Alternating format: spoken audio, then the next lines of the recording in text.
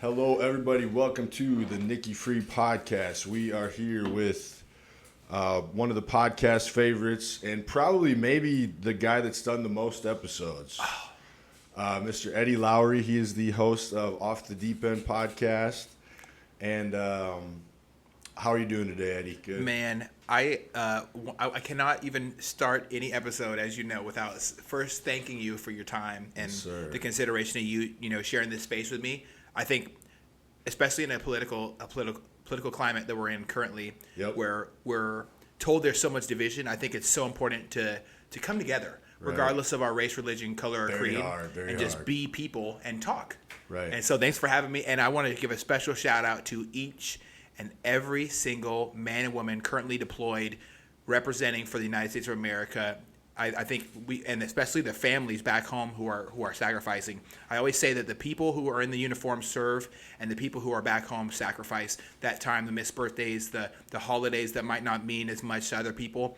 Those moments become so much more significant. And I want to thank every single mother and father for birthing children who represent our country in a positive way and protect us so that we don't have to get drafted, because nobody wants to get drafted and go to war in Ukraine or in other areas where we look like we're facing a serious amount of conflict. And it's absolutely terrifying for people who enjoy peace to look at the thought of their family members being sent to war. So thank you for those who volunteer and give up so much of their life for very little pay and very little appreciation for our country, so that we can sit down and have conversations like this. And you know what? How great is it? How great is it that we can sit here, man? That's it's very, awesome. very well said, dude. It's awesome to sit here. Thank you for having me. You are right, though, dude. Actually, it is weird the amount that I think about that stuff right now. Because, when I'm younger, I did not think or worry about things like that at all. And I don't know if it's just the age thing. As you get a little older, you start worrying about that, or if it's you get to a certain age where you're kind of the one in charge of your life. You're not, I'm not, my family, my parents aren't taking care of me. It's just me. So then you start worrying more about these things. And then it's kind of funny for me. It's then people that don't worry about them, why do you get so deep in all that stuff? And I'm I don't know, because I'm not. Because it's real life. Because it's real, and this is I don't know, I just feel there's a real thing of people taking for granted even the fact that we have a country. They think it's a lot more solid than it really is. Ugh. And the thing is and there's certain things happening in it that I really don't agree with, and that worry me, and things that I would literally fight if I had to fight for it to protect it, So I don't know. I definitely do take it serious. Yeah, but you're right. There's some World War III, probably the closest we've maybe been, huh? Yeah, growing up, seeing 9/11 happen and having it being a critical shift in my life, my trajectory of where I thought the life was going to be. Right. I had no idea that I would ever do anything. Once I saw 9/11 happen, I had no inclination, no thought process in my life of where my trajectory was, that I would ever imagine not serving in the United States military, whatever branch. There was a point where I was really thinking I would even join the Air Force. Just talking shit to my stepdad there. Sorry about that. Yeah. If you served in the Air Force, I appreciate your service, but I just wanted to every That's time he's got to laugh. He's you gonna and laugh him, when yeah. I say this, man. So for me, I knew I had to. I felt a moral obligation, some existential feeling where it drove me towards service of my country, and not for me, for we. And I don't care, and I still hold these values really true to this day. I don't care who you vote for. I don't care what you feel, who you pray to, who you lay with. What matters to me is, are you a good person? Do you believe in meritocracy? Is your heart in the right place? And I think that we've felt so silenced as a society that we think it's important to scream our thoughts instead of sit down and talk with them. I know that I don't agree with you on a lot of things. I know I'm not going to agree with a lot of other people on a lot of things, but conversation with the goal of coming together, or having the discussion just to see maybe I'm wrong, right? It's so hard to do, though. It can be difficult. There was Mark Cuban.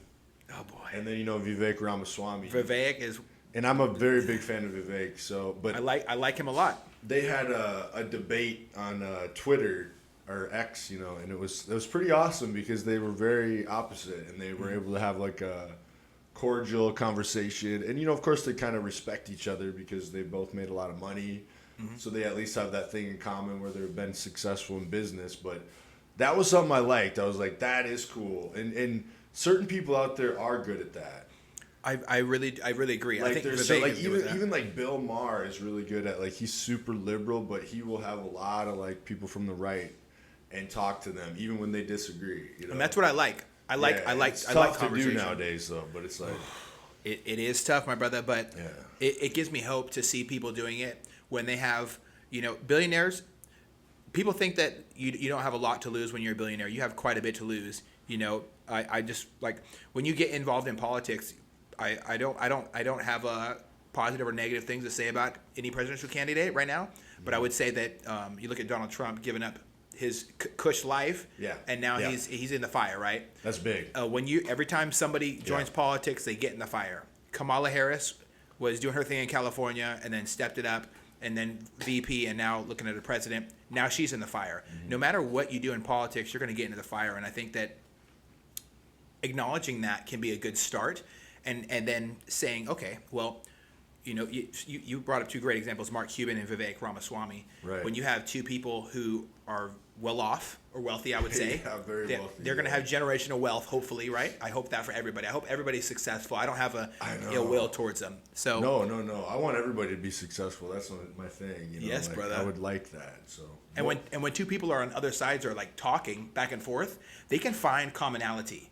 Yep. But if they're not willing to have the conversation, you get protests where people are just yelling at somebody, and you can get turned off of an idea. I had somebody yelling at me when I was working in Seattle for an undisclosed company and an undisclosed job that I do, and they were yelling at me about freeing Palestine, and I would love to listen to anybody's opinions and thoughts. And do I care about children dying in other countries? 100%. Absolutely. Well, that's a tough. I just need it, but you got to talk. Like I can't, if you're screaming in my face, I'm not going to be able to want to process with that. I think that's the thing too, is like we get really I think we just have that in us to want to fight for something. Yes. And so sometimes I think, because you've seen like the interviews where they'll actually ask those people like what they're even talking about, and like yes, it'll be some like white girl who's like, I don't know, we were just she'll just be like, I don't know, my roommate did it, so I just wanted to do it too. Like they don't even know like what they're actually protesting for. It's just like it's like a they're fun, completely ignorant to what's going on. It's just like, oh shit, I'm pissed off at the world. Let's go. I don't know what this is about, but and then they jump in, and I think that's easy when you're young, because I even think about a lot of the stuff that I used to get really worked up about when I was young, and my views have changed on a lot of that stuff at this point. Well, we have this really cool thing at the end of our fingertips, and it provides us access to real, raw information. And we for the first time in a long time, we have completely censorship-free, open discussion for now on a forum called X, right? Yeah. And you get to see a lot of real, raw stuff. Mm-hmm. And I don't stuff that's offensive, stuff that's very offensive that you don't want to see, But there you go. That's that First Amendment idea. I try to explain this to my friends so much. Like, that's probably my biggest issue is freedom of speech. And I don't know if they understand why it's like such a big deal to me. But it's like, I mean, you think about like this Telegram dude just got put in jail in France, right? Did you know that? Like the guy. So it's like, okay, so he just got arrested. That's like, it's like, So before it was like the freedom of speech thing was like, okay, so you got fired from your job because you had an opinion that was out of bounds, right? Mm-hmm. Well, that's one thing. That's the employer makes a decision. You're not representing the company's core values. The employer makes a decision. I don't like the shit you've been saying online. Okay, whatever. We can argue whether that's right or wrong, but this is like he got arrested for, this is where that's the line that scares the shit out of me, because now you basically have authoritarianism. Which is disgusting. Which is the last thing we can all agree with that. That there, we talk about commonality. There's commonality. I don't like people abusing power to control people that they believe are weaker than them. When in all reality, we all bleed the same blood.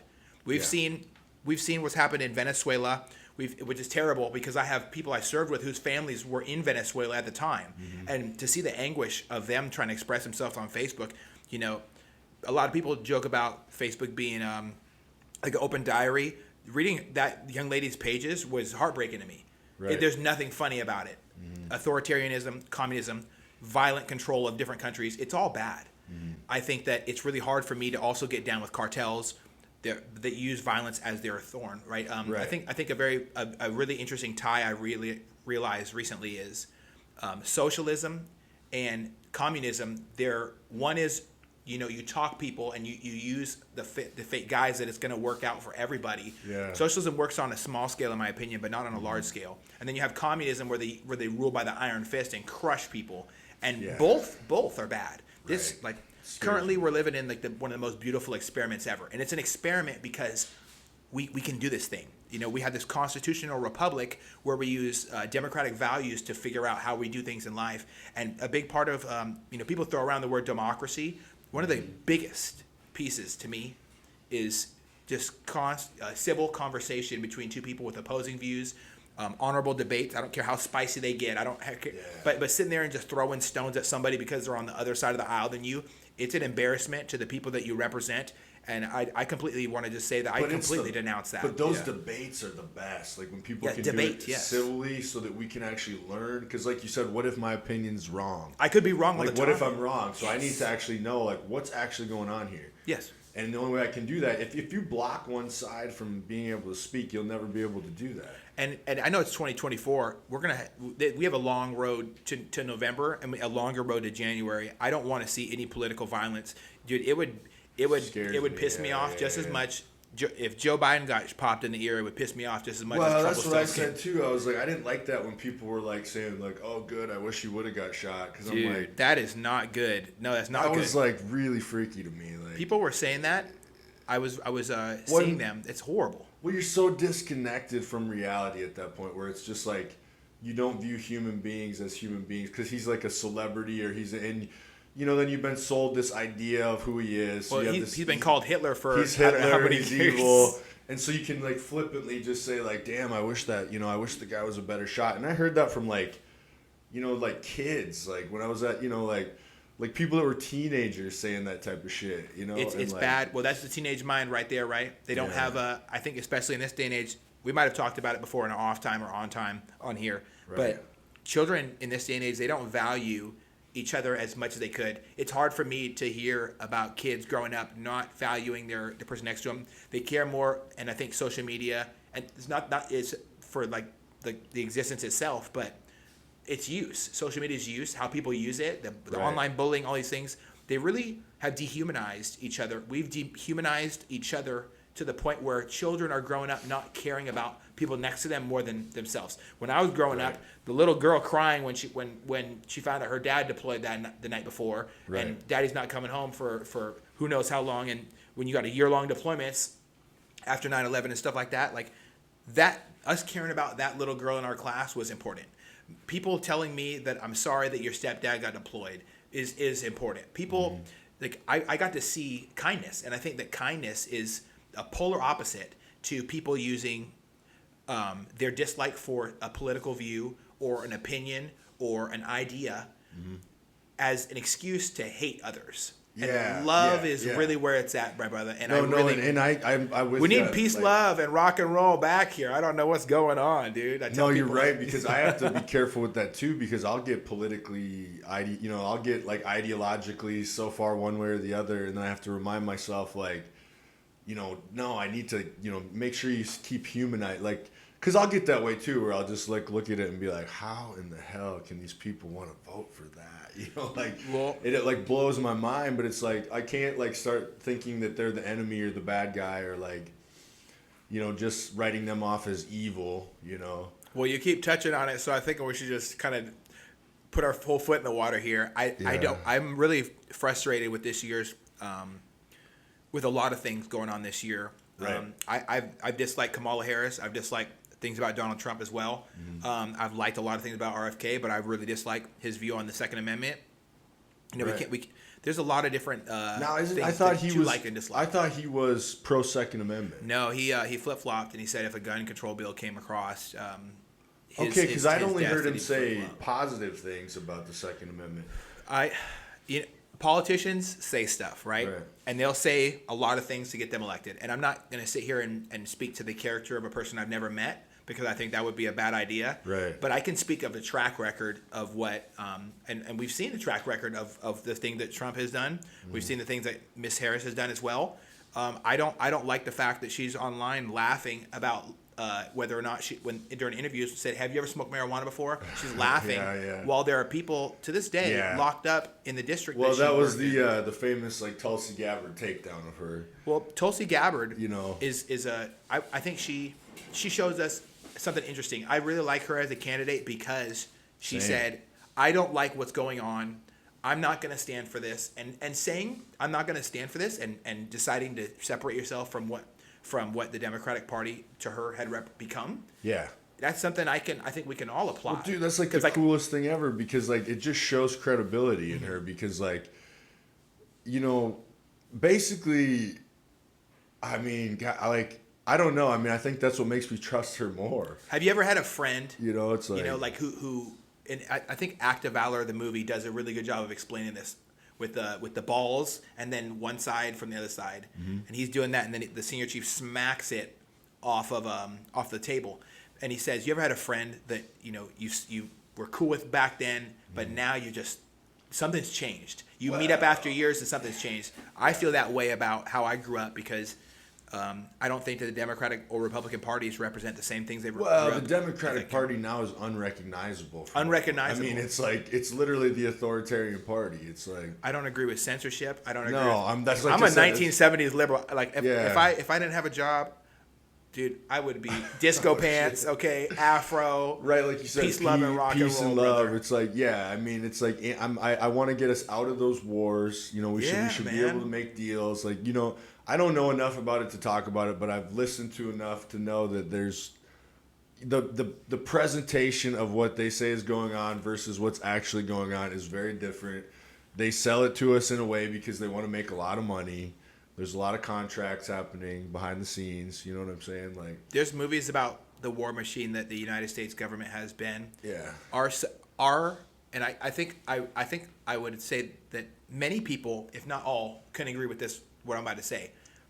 Our sons, our daughters, the future of our country deserve better than to know that they're just going to grow up, work their 9 to 5 in an office after getting a degree, incurring a bunch of debt, and then work the rest of their life, and all their taxpayer dollars are going to go to support and make government lobbyists rich, right? Make government assets rich, make big pharma rich, and then hopefully all their friends don't die overseas or come back with horrible traumatic experiences from dealing with the Taliban and then having no mental health support when they come back, and then they all commit that's suicide. Something that you're big advocate for, which we'll eventually bring that up too. Oh, yeah. So you got this fundraiser we'll put a pin in coming that. up. We'll put a pin in that one, yeah. Which is kind of the reason, where you were going to come on because you want to promote this. But no, you're right. Like I feel like, I mean, what's the point of life if you're just a little like energy cell plugged into this big system that feeds like these people at the top of the system, and that's kind of what we are, and that's like.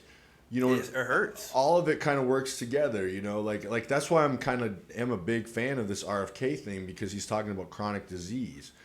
And chronic disease, like if you look at the statistics, like they just had this interview with Callie Means, who's an advocate for health, and his sister, who's also, and their credentials are both like insane, and they were talking about statistics. Right now, 50% of the population is either type 2 diabetic or pre-diabetic, so like close to type 2 diabetic. That number was like in 1950, 1%. So 1950, 1% of the population was type. Now it's 50%.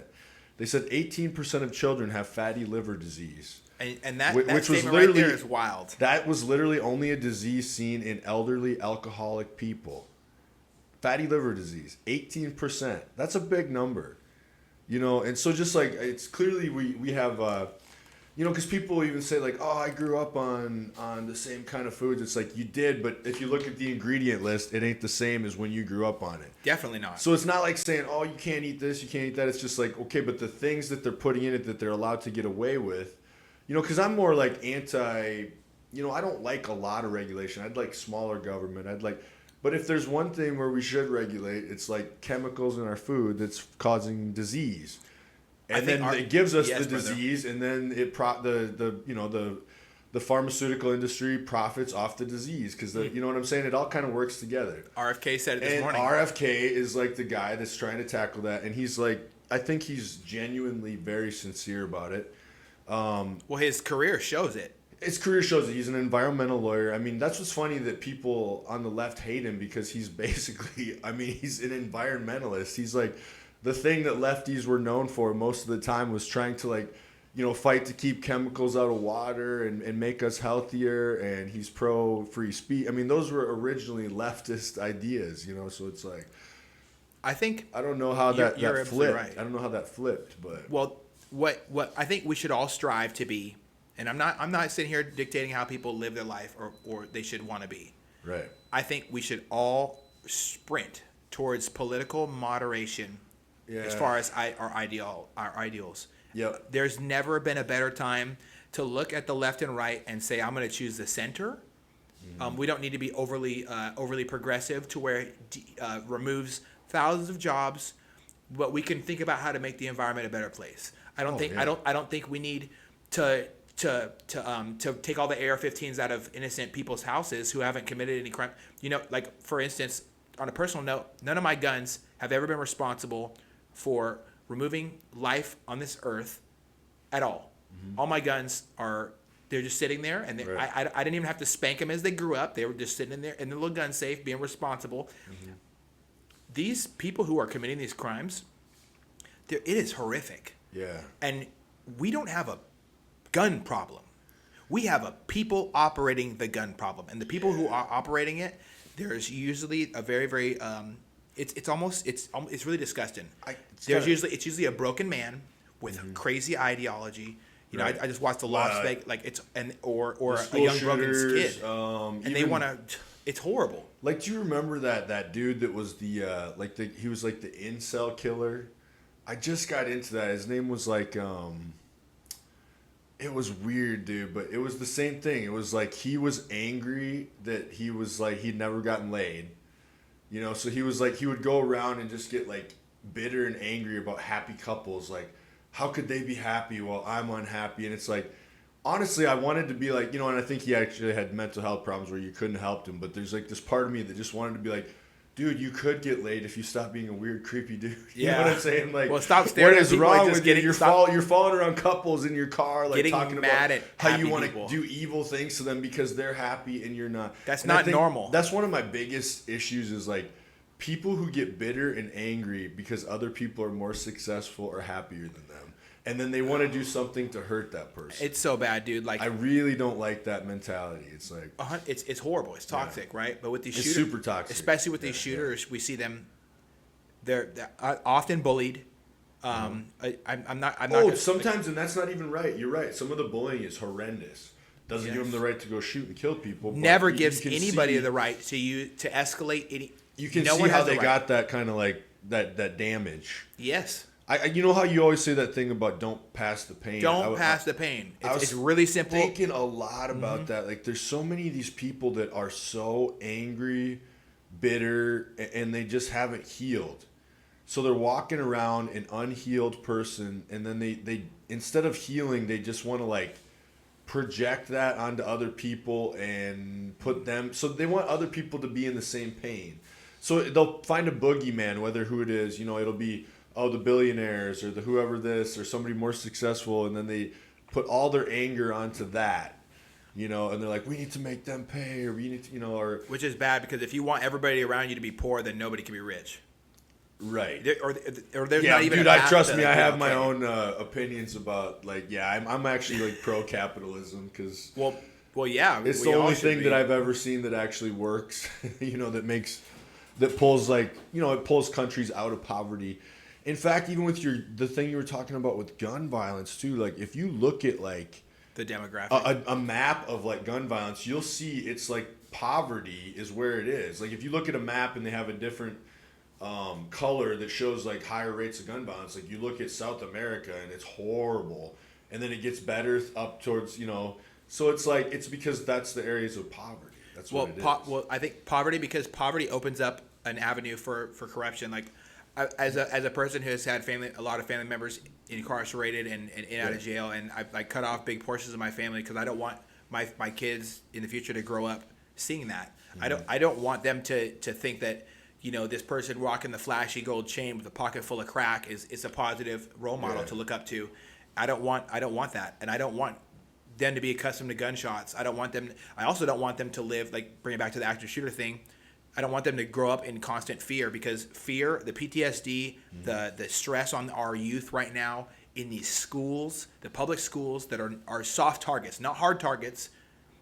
And I have to air that out and explain that and further. But like the fact that we have our schools unguarded. Right. You have to show at Costco. Like, think about it. Like Costco, show ID. Where's your piece of identification that says you can go here? You don't even have that. Get out. That's a harder form of security than most of our schools have. Politicians, completely protected. Our celebrities, completely protected. Our office, the Fed. Try walking into the Fed. When they say they're the ones that want to take the guns away, or like it is funny. Like even Jon Stewart, which he's always hit or miss for me, but he just had a thing where he was like calling out, at the Democratic National Convention, how it's like you got Bernie Sanders talking about how billionaires are evil, and then followed by he is a millionaire, and then he's balling out. He is too, but I'm saying followed by them. A billionaire, it's like followed by all these billionaires saying, "Oh, billionaires are evil. We need to stop them." It's like, no, you guys, that's you. You're talking about you. So that tells me that everything you're saying is bullshit, and you're not going to give up any of your money. So I don't know what you're even talking about. Like, if it really hurts me to see these people, and I have like so many family members that are. I have a very mixed bag of family members when it comes to how we think politically, and I love having the conversation with them. My friends too, dude. Like I said, I was having a conversation with my friends, and it's like, I mean, they just think I'm crazy at this point, and I'm like, well, that's okay. That's very okay with me, actually, because if I would not want to fit into the majority right now, because I would rather stick up for what I actually believe in. I don't want to be too direct or too to the point, but I'm going to do it. Because we need to be honest with ourselves here. Yeah. If you have somebody who is completely guarded by people with AR-15s at all times, and not just the standard semi-automatic version that myself and other people that I know have. Mm-hmm. I'm talking about a semi-automatic M4, and you have the entire U.S. government protected by these same weapons, and they're saying that you don't need them to protect yourself. Then why the fuck do you have them yourself? Well, and I cannot agree with any person standing there. Yeah. And being okay with being completely egotistical and disgustingly hypocritical. Tell me that my family's safety is not as important as their safety just because they're getting paid more than me a year to argue with somebody because they have an R or a D next to the name. Well, that's insanity, dude. It's insanity, and I find that disgusting to me. The funny thing about that is that's usually something pushed more by the left, but then that is a classist thing. It is a classist thing. To say that thing. Because I have more money than you, I'm more important, my life is more important, I get to have protections that you don't get to have because you're under me. Yes. So it doesn't make any sense, actually. I'm not for the It's I'm actually not for the hierarchy. Classist. So it's like they're pretending that we're against rich people, we're against classism, but because we're in this upper class, we get these protections you're not allowed because we don't trust you. It's basically like saying, you're poor people, you might kill us with those. Yeah. And we're more important, and you're just like, we're scared of you because this is exactly what the founding fathers warned us about, and I'm not calling for call to action. I'm not saying that we take harm and use political violence ever.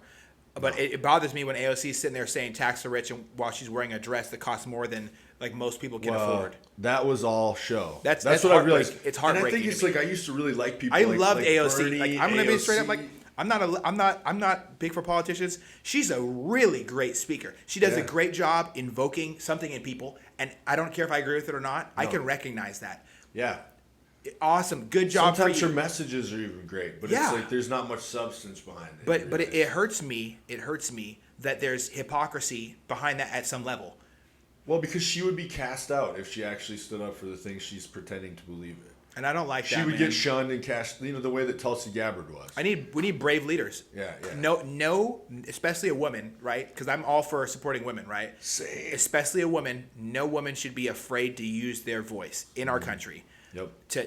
Because if Dude, you're I scared would to vote lose your for a voter woman base, for president right now. Just named Tulsi Gabbard. Tulsi Gabbard. So in, yeah. Yeah, I'd rock. People like, oh, you just don't want to vote for a woman. I'm like, no, I totally would. It's just I care not about sex or race or anything or sexual orientation. I care about what are they saying. Yeah. Are you keeping it real? The reason I would vote for Tulsi is because I like what she's saying and what she stands for. So it doesn't matter to me what she is. It doesn't matter what race. It doesn't matter if she's a woman. It doesn't matter.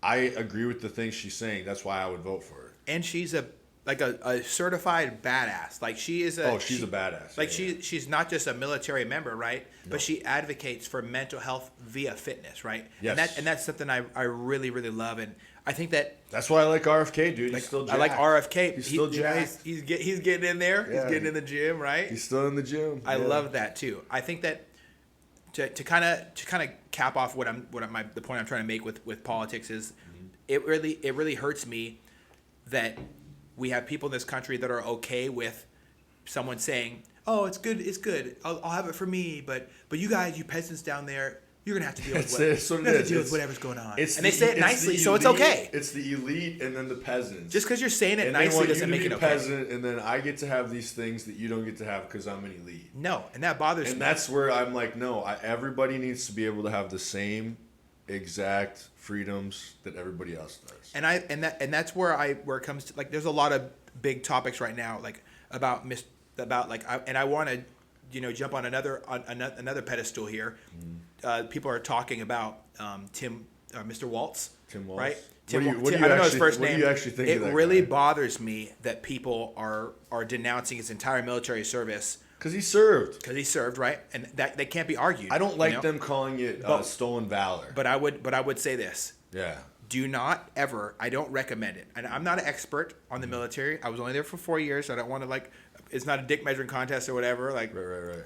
Good luck to him. But, I don't think it's a good idea to sit there and stand on the platform of saying, I use these weapons in war when you didn't go to war. Well, he made a lot of statements. That's that not were a good true. thing to say. I would never say, oh yeah, I was in a firefight in the military. I wasn't in no fucking firefight in the military. And it's not to take away what he did, because he did serve. So I know people that actually don't like him, but they were still angry that people were saying stolen valor because it's not technically accurate. He served. He did serve. He left when he knew that he was going to get deployed. He did know. I would listen to Mike Glover talk about it. Listen to Mike Glover. He did, definitely. There's people that served with him that he let down who are still angry at him today for it. But that being said, he served 20-some years. I'm not going to take any of that away from him. I don't know. Yeah. I have people. It's weird because... But then he did say things that were not accurate in order for political reasons to make himself look good, which I'm sure everybody does. It's not good for that. But it's he, like you said, saying he used weapons that he didn't, saying he had a rank that he actually didn't. Once you say that shit, I don't believe you anymore. You expect me to vote for you? I already don't like him because he made the comments about free speech isn't. He said free speech doesn't count for certain things. I have friends that have died. I have friends that signed up just because they want other people to not have to go to the military, where they lose their free speech. If you're in the military, your rights are extremely limited.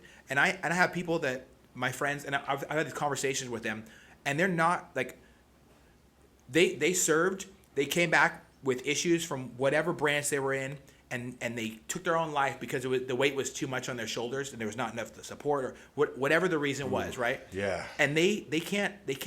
I'm sure, based on the conversations I've had with them, that free speech is very important to them. And it doesn't stop with somebody else's feelings or their political views or anything like that. And I would love to be able to support my neighbors near me, regardless of who they vote for or something like that. And I don't want to polarize anything, right? But I'd love to support them the best way I can by not standing on the graves of dead men and women of this country and saying, this is what needs to happen. This is what none of us get to dictate what happens for somebody else. I believe, like, I'm a true believer in bodily autonomy, and that's why I struggle with a lot with the things that are going on in politics, man. Right. And there's so much. I feel like I'm being pulled this year, especially in so many different directions. Yeah. And I'm trying to find political moderation because Dude, our trying neighbors, to stay moderate. our neighbors deserve it, dude.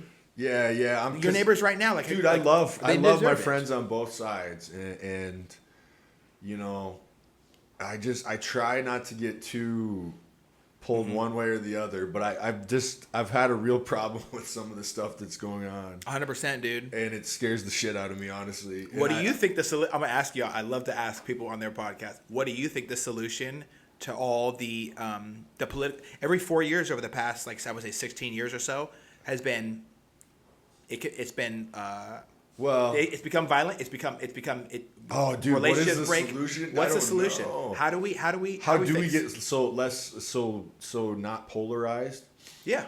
You know, one guy, I do think Robert Kennedy has been good about, he like doesn't go to the places that other people will, you know, the name calling, that he's very like, you know, but he still stands up for what he believes in. He's good at it. I don't know how, dude, I have a hard time. Would you have voted for him? I shouldn't ask you that, but I just want to know. Honestly, I Possibly. will just put it out there. I probably wouldn't have voted for him, but I'm very happy with what his decision is right now. Yeah, you think it's a positive step in the right direction? I think it's actually huge because I think it'll help Trump, and honestly, I think Trump will be better than Kamala. I have a lot of friends that would say the same thing, and Yeah. I have a lot of friends that would say, you know, the opposite. And I think that I don't want to come on here and try to say things to influence anybody else. Right. I would say the best advice I would give any of my friends who are voting this year is to do well, thought out, non-emotional research and find out who the best candidate for not for us, but for the next generation are. Like, Right. Don't vote for the next 4 years. Don't vote for the next 8 years. Vote for 20 years from now, 24 years from now, 28 years from now, because if in a state like this with inflation disgustingly high, yeah, it's crazy. with single mothers struggling in this entire, like, every couple days, I hear mothers that I know crying on the phone. Really? About how difficult it is, and I'm not going to say her name, but like, to pay for groceries and just to pay for groceries, and like, I left the military to pursue a high paying job, and like escalator guys, they make a lot of money or whatever. It's not the same. Like, it's not the same. I'm not making that much more than everybody else because inflation. I'm taxed so much. Yeah. They classify me as middle class and they tax the living fuck out of me. Right. How am I supposed to get rich and own a small business and set my children up for success personally when our economy is shit? Thing is, and like, we can't sit here and blame the 4 years before currently. Like, that we're sitting here with, for me, like, we've sitting here with 3.5 years of the same thing right so far. Well, also, right? I think of it, we've had the Democrats have had 12 of the last 16 years. Mm-hmm. So for me, it's kind of like, I think there's a yin and a yang, and I think maybe we just need a little more yang than yeah, yang. I just don't like anything to be in power for so long, you know, because it's kind of, I kind of view it like this. It's kind of like, to me, it's like Bush's, Clinton's, you know, the Cheneys, the Obamas, you know, now the Bidens. It's all kind of the same thing. Yeah. You know, whereas I see like this RFK, Trump, Vivek, this is a little bit of some outsiders getting into a thing that's mostly a space that's only occupied by certain people who are kind of vetted and controlled, and, you know, you have to go to these schools to get in there. Now you have these outliers who are all of a sudden coming in with their own money and kind of breaking the system a little bit. And whether you like that or not, like, I think it's just good. I think it's good that it's something different that wasn't supposed to happen. So whether you like Trump or not, it was probably the only time anything interesting has ever happened politically, because there's always like it kind of doesn't matter if it's right or left. It's the same people in the same like elite group of people that get hand chosen and they get put in. And you know, because nobody saw him winning the first time. It wasn't supposed to happen. And even if you look at the way the media like treated him before he got in there, they all loved him. Like, it's like this whole thing, this image of him is like very, fabricated and made up, and they've turned him into this evil. Can I ask you a question? Yeah. If regardless of what position you were in with the media or government, if somebody was going to come in and fuck up your money, would you do anything to stop them? Well, that's the thing is, like, sometimes I do get on this high horse and I'm thinking, like, would I even be able to fucking, like, let's say, you know what I'm saying? Like, because I'll think of that too. I'll be like, man, because there's certain people I really, really respect who have a position where they have nobody over top of them telling them what to say or what to do. And then there's people where you can clearly see that they're influenced and their money would depend on, I mean, even look at Kanye. Like, say you hate him for all the stuff he said, but he said some wild shit. He basically gave up billions of dollars to have free speech. You know what I'm saying? So, like, even at that level, like, so I don't know. It's kind of like, I don't know if I would be strong enough to turn down the money. Like, say some big investor owned this podcast and they said, hey, Nick, you can't say any of the shit you've just been saying. But I knew that I was going to make a shit ton of money. Would I have the balls to still say the stuff I'm saying right now? That's a big question, right? Am I actually as good as I think I am? Or am I just, you know what I'm saying? Like, I don't know. Well, this is that the reason I mean, I'm saying this stuff right now. Behind closed doors, who knows? I don't have a lot, I don't have a lot to lose yet. I don't have a lot of people listening. I don't have a big, to me, it's like, it's more important to kind of stand up for what you actually believe in and be poor than it would be to, like, make, but I don't know. Like I said, there's it's the Tiger Woods thing, right? So there's this thing called, your, what is it? It's your own thing is hidden. It's hidden from you by your own, God dang, now I wish I could remember the quote. But anyway, the idea is, like, it's really easy if you're some incel guy sitting at a bar who's fat that no woman wants anything to do with, to, like, look at Tiger Woods and say, like, God, he's a piece of shit for, cheating on his wife and doing all these things. And it's like, but that's really easy for that guy to say because he's never had all those hot models try. You know what I'm saying? It's like the same. Are you saying that just forgive me if I don't understand because I'm trying to understand. I'm saying it's really easy. It's hard to fight temptation. I'm saying it's no. I'm saying it's really easy to take moral high ground if you haven't ever been exposed to those temptations of lust and of. Now, if I'm Tiger Woods and I have the hottest models coming on to me, but I know I'm married, and then I'm able to turn down that temptation. Now I'm a good guy and I have moral high ground because I just was like, I had all these things that tempted me. And I said no because I love my wife. So I'm a good guy. I'm saying, like, the fat, ugly guy who's saying, wow, Tiger Woods is a piece of shit. He's never been in that situation. Mm-hmm. He's never had the temptation laid out in front of him and then been able to turn it down. So, the perspective, okay. I'm saying, like, for you to say that and take moral high ground is you might do the same shit Tiger Woods did. You just don't know it because you're fucking unable to get the kind of girls that Tiger Woods could get. So I'm saying I have more respect for somebody that's able to turn those things down but had them presented to him than somebody on the sidelines who's never been in a position where they've been able to turn those. You know what I'm saying? I see what you're saying. You get it? It's like... So temptation is I love to touch on this, man, because I think it's important too. Right. Temptation is a huge beast. And if you don't have a very well-tuned and like an accurate moral compass, you'll compromise every single value and every single thing you've ever said, every value you've ever taken, and everything you stand for as a man, just to get a sense of you get a gold check in the box. Like for me, I look at a lot of things in life. When I was a kid, Xbox achievements were really cool to me because all my friends were getting Xbox achievements. But now, it's competition. You want to do good, right? Now I'm a grown ass man, and I understand that it's just like a thing.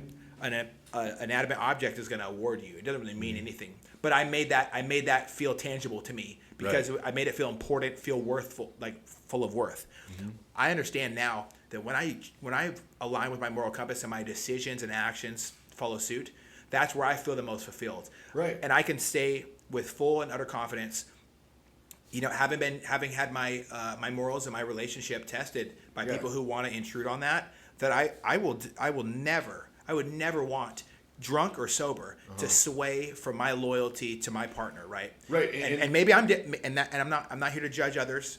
I'm just here to judge my friend circle.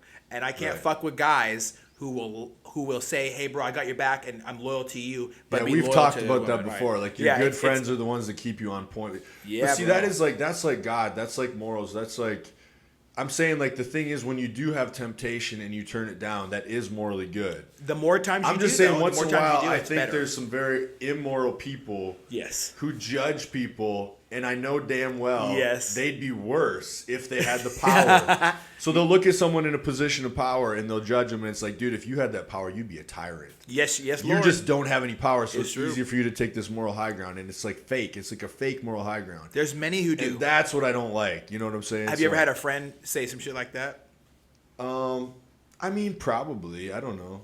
I have pretty really good friends. That's but awesome. I'm happy for you, I think dude. some, You deserve it. like some of the, I don't know. I have zero idea what people say about me. Actually, it's funny because like Probably like he's tall, he's got a deep voice, he's got a podcast. oh, dude, he because lifts weights. Like from my small town, like I have no idea. Like like what people back there are saying. Like, oh, Nick does this. Nick, I don't fucking know. Dude. That's like, we were talking like the last episode we were talking about how like when people describe you as like, oh, he's a big jacked guy, and I'm like, who? I'm always like, what? Because like I don't think of myself like that. You know, like how people will describe you. Dude, it's scary. That's like body dysmorphia. It's so scary. I've had people talk about me in person. Yeah. Like my hands immediately sweat. Yeah. If people talk nice about me, it still is uncomfortable to me. Yeah. Because I'm It makes you uncomfortable. I'm really hard on myself. Like when when I know I'm fucking up, I'm like, you fucking bitch, why are you doing this, man? Oh, like, dude, some of the conversations I have with myself, I would not want people to hear. I'm surprised I haven't broken every Like, mirror I've ever you come in contact fucking- with, man. Oh my god, dude, I'll be so hard if I make a mistake. Oh my god, like, luckily you get older, you realize making mistakes is like super important, right? It is. But it's still like, dude, I'll still beat myself up. I'll be like, you fucker, like, because it's always like there's two of you. There's like the Who you are and who you there's, wanna like, be. hedonistic you, and then there's the you that's like the one that's trying to be in charge, the one that's like, it's kind of like what Rogan always says with the inner bitch. You have to conquer your inner bitch, and every once in a while your inner bitch will make a decision and fuck you over, Dude. and then I hate that too. then when you get back in control, you're like, motherfucker, why did you let yourself do this to yourself? It's like, and it can be small stuff sometimes. It'll be like. I feel like we beat ourselves up for so Yeah. many of the wrong things, and Right, and you can't have all perfect days. That's No. what I mean. Like, look at you today. Work all day, come here, you're just boom, boom. And my days are a lot like that too. Some days I have no idea, Eddie, like how the fuck I'm fitting all this stuff in, and I just say yes. I'll just yep. But then I also realize like the more you take on, there is reward in it. yes, And it's like better. Like the more, like I always say, people, if you want purpose, if you want to be not depressed, actually take on more. Maybe not for everybody. There's probably a point where like maybe taking on too much at one point might push you over the edge. there's a part where we gotta celebrate the baby steps, but for Yeah. the majority of people who are okay up top, Yeah. to conquer those, I need to take on mountains, more dude. to make myself better. Yes. It's what you have to do, because it's like I actually get really freaked out when I don't have stuff going on. Uh-oh. I'm like, what am I doing? Oh, I'm making no progress. It's like paranoia. I think it shows a really. It's I anxiety. already knew you were a great guy, right? Yeah, But yeah. you admitting that, like, to the world, depending on how many. Oh, dude, you have no idea. There's a lot of people are gonna listen to this, right? Yeah. So, you saying that shows me that you're not just you're not self-conscious, you're self-aware, and you Yeah. want and you strive to be a better person, man. And I think that's what makes. I knew you were special. Like the first time I bumped into you, I knew you were an incredible human being, because you can say, like, people can often say, oh, you're this, or you think that, or blah, blah, blah. Like, people can talk all the shit they want. At the end of the day, you want better for yourself, and you verbally said, and I really do truly believe it, that you want better for your neighbors and for people around you. Well, yeah, You said it multiple times in your everybody. podcast, dude. Actually, everything I do, like when I'm like trying to do inspirational stuff, it's like part of it is like me telling myself, quit Yes, being brother. a little pussy, like let's go. And then it's also trying to show people that if you do these things, you could actually get to the places that you want to be too. And I want us all to elevate. I want us all to be here. That's why I do have a little bit issue like with talking politics, because I do love everybody. Yeah. Even the people that have the total opposite opinion than me. Well, I think loving everybody who has a different opinion of you makes you a better person, and at least you're willing to listen to them and have conscientious I debate can and usually stuff like actually that. see where they're coming from. Yeah. The only reason I have the opinions I do is because I've seen things that have changed my opinion, and I've realized that we actually want to get to the same place, but the thing that you think is going to get us there is not. And there's reality. Yeah. It's kind of like the best thing I can do is talk about it like diet. Because we talk, so like diet and exercise. Like there's people that want physique B, but they want to have inputs A. Mm-hmm. And A is never going to equal B. No. So I'm like, well, we need you to change your inputs to B if you want physique B. But they want to have input A, which is drink, party, eat whatever I want, do whatever I want, never work hard, but get the physique of like a freaking Greek god. And I'm like, they don't equal. It's kind of like saying like 2 + 2 = 4. You're trying to make 2 + 5 = 4. It's Dude, like, well, that's the thing. But they can't actually understand that there are some certain realities in the world, and so that's the only reason I've kind of taken on some of the opinions I have, because I've realized how the world actually works versus the idealistic way of how I wish it worked. You have a very honest sense of reality, because you understand that discipline is what brings results, commitment, consistency, mm-hmm. and conscientious decisions. That Triple C method will always work. Can I ask you a question for people who have never? I don't get to ask this a lot, right? You're somebody who's in great shape, phenomenal shape in comparison to about 99% of the fucking world, right? I'm gonna ask you straight up, dude. What is it like to look in the mirror and see something that you can at least give a thumbs up of, that you're working, chipping away at? Well, I mean, definitely. For the people that never had that feeling, because I've had that feeling, I don't know how to describe it. You've definitely had that. Yeah. Well, I think it's kind of like it helps build your confidence. You actually feel good about yourself.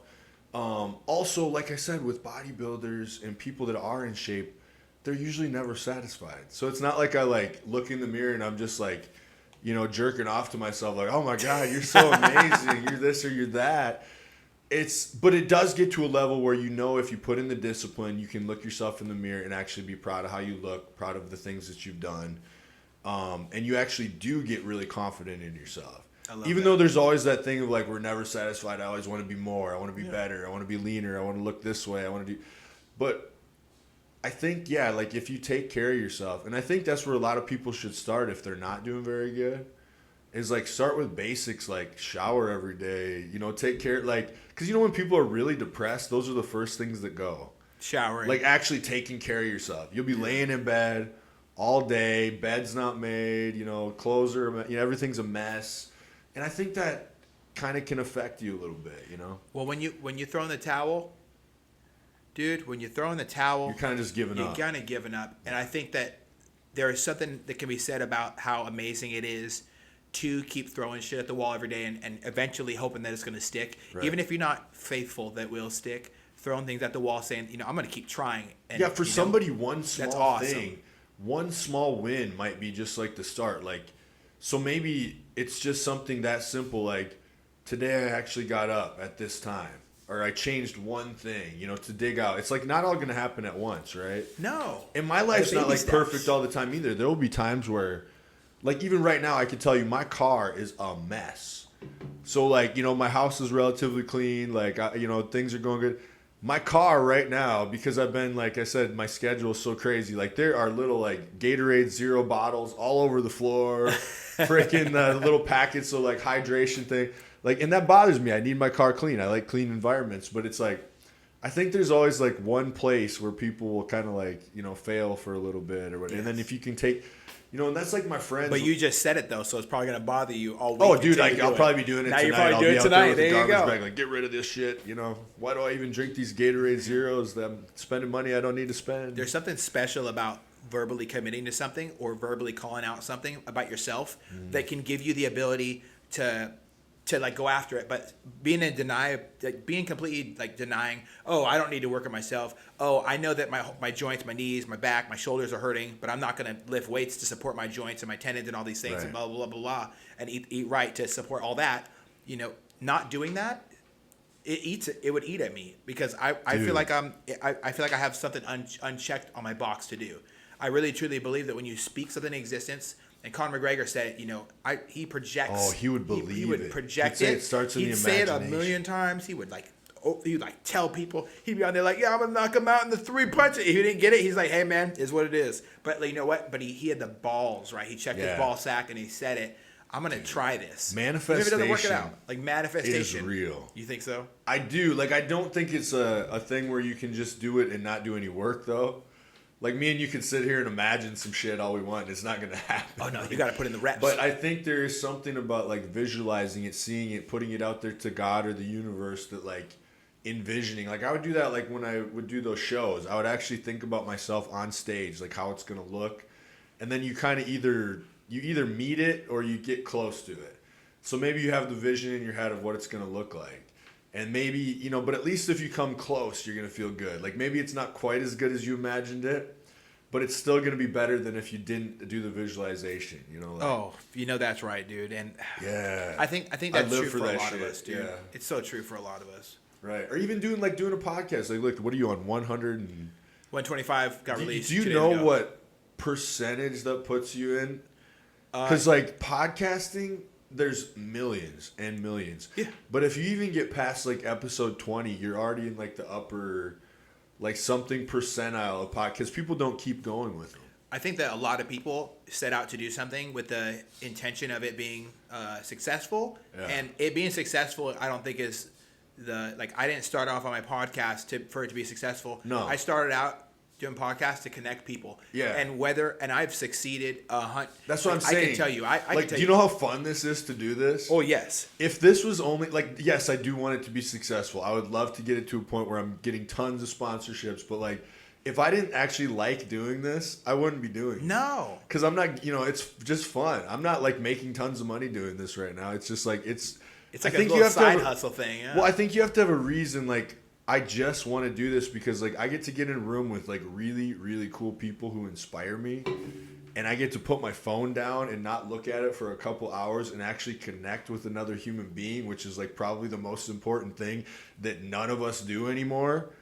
Like, remember when we were young and we, like, literally, your friends were the tightest, like, you actually all the bikes were at the neighbor's house. You see all the bikes. The bikes. You ride bikes all day. Your parents wouldn't even know where you were, dude. Like, you know, like, I just, like, I think that's what, because I love technology. I love it. I actually love social media. I love all of it. Like, I'm so glad we're in the time we're in now. But, like, I do look at that stuff, like, from the past and, like, even, like, since the RFK thing where he's talking about health, like, I looked at this old video of John F. Kennedy talking about health, like, when our president actually promoted health. Oh. And then they showed, like, high schools back then, like, kids, like, actually fit, running around, like, doing these, like, challenges and stuff. And I was like, those kids would smoke our kids. Oh, well, dude, like, even, like, they said testosterone levels. They looked like they had beards in middle school, are dude. Tanking, dude. Like, they said, like, a 30-year-old right now has, like, the testosterone of, like, a 60-year-old from 30 years ago. Men, ladies, go to a naturopath. Get your body checked out. Yeah. Find out where your hormones are. Treat yourself. Right. And you deserve it. You don't sit there and just pill yourself and pill yourself on top of the other pills that you're being prescribed for your mental health that's being caused by your messed up hormones. Please, men, if you're 29 years old, go get your blood work done. If you're 25 years old, go get your blood work done. Ladies, you're the most important thing that we have as guys. You know, when we pull back all the layers of what societal standards and nonsense are, ladies, you are the most important thing. You guys can bear children. You are very important. Please take care of your bodies because you deserve it. And we as men, we need to stand up more and support our ladies and say, please, ladies, take care of your bodies. There's nothing more important. Like, to me, a woman's body is not just a way of something awesome or sexy or whatever. It's a work of art. Yeah. Like, and ladies, if you're thinking that you need plastic surgery or a BBL or liposuction or any of these things, fuck that. Yeah, you don't let societal standards make you feel less about yourself. You know, there's nothing awesome about cutting yourself up into pieces and changing yourself and paying thousands of dollars to do it when you can just treat yourself the way you deserve to be treated, eat healthy food, work out, do yoga, jazzercise, swim, do whatever you want. Go or I'm not here to body shame. Right. If you're happy with how you look in the mirror, do it. But if you don't feel right, find out what that is. And it starts with your sleep and your water and your food and your hormones and especially to my men out there, mental health for men is at a very rapid decline. Take care of your brain, brother. You deserve it. You deserve, and to anyone listening who's not feeling okay today, take time to figure out what the fuck is wrong because people are going to miss you if you do not find out what's wrong, and you end up making a horrible decision to pass the pain to other people around you by taking your own life. We want you here. Yeah. The world is better because you're here. Please be here. And it's like trust us. Like life always can get better. Oh, it can. Cause dude, like think about some of the spots you've been in, and it's like, and some of the stuff like even like Billy last time, some of the, like the stuff he was telling me about, like I didn't realize that he'd lost his father and that he'd lost his wife. Like, and then there's other people that have come on here, and I've actually been floored a few times on here where I had no idea. And these are all people that you're around all the time, and you have no idea the stuff that some of these people have dealt with. You know what I mean? And it's pretty crazy, and that like just shows like what human beings are, like how we are able to go on from like some of the most painful experiences and still have good lives and still be good people. And I think that's why like it's like for people that have gone through stuff like that could go a total another way where you turn that into like a negative for the rest of your life, and you hold, you know what I'm saying? Like, and I think that's what we were talking about before. Some of these people are so many people are walking around not healed, and then they're just bitter, angry, and they're taking it out on everyone around them. And it's like, I don't know how we get to a point where we can help people like deal with that stuff better. I think you're very big on like deal with mental health stuff and like, talk to people, find resources. Obviously, like you said, working out is huge. And I'm with you, too, on the body shaming thing. I do not like body shaming.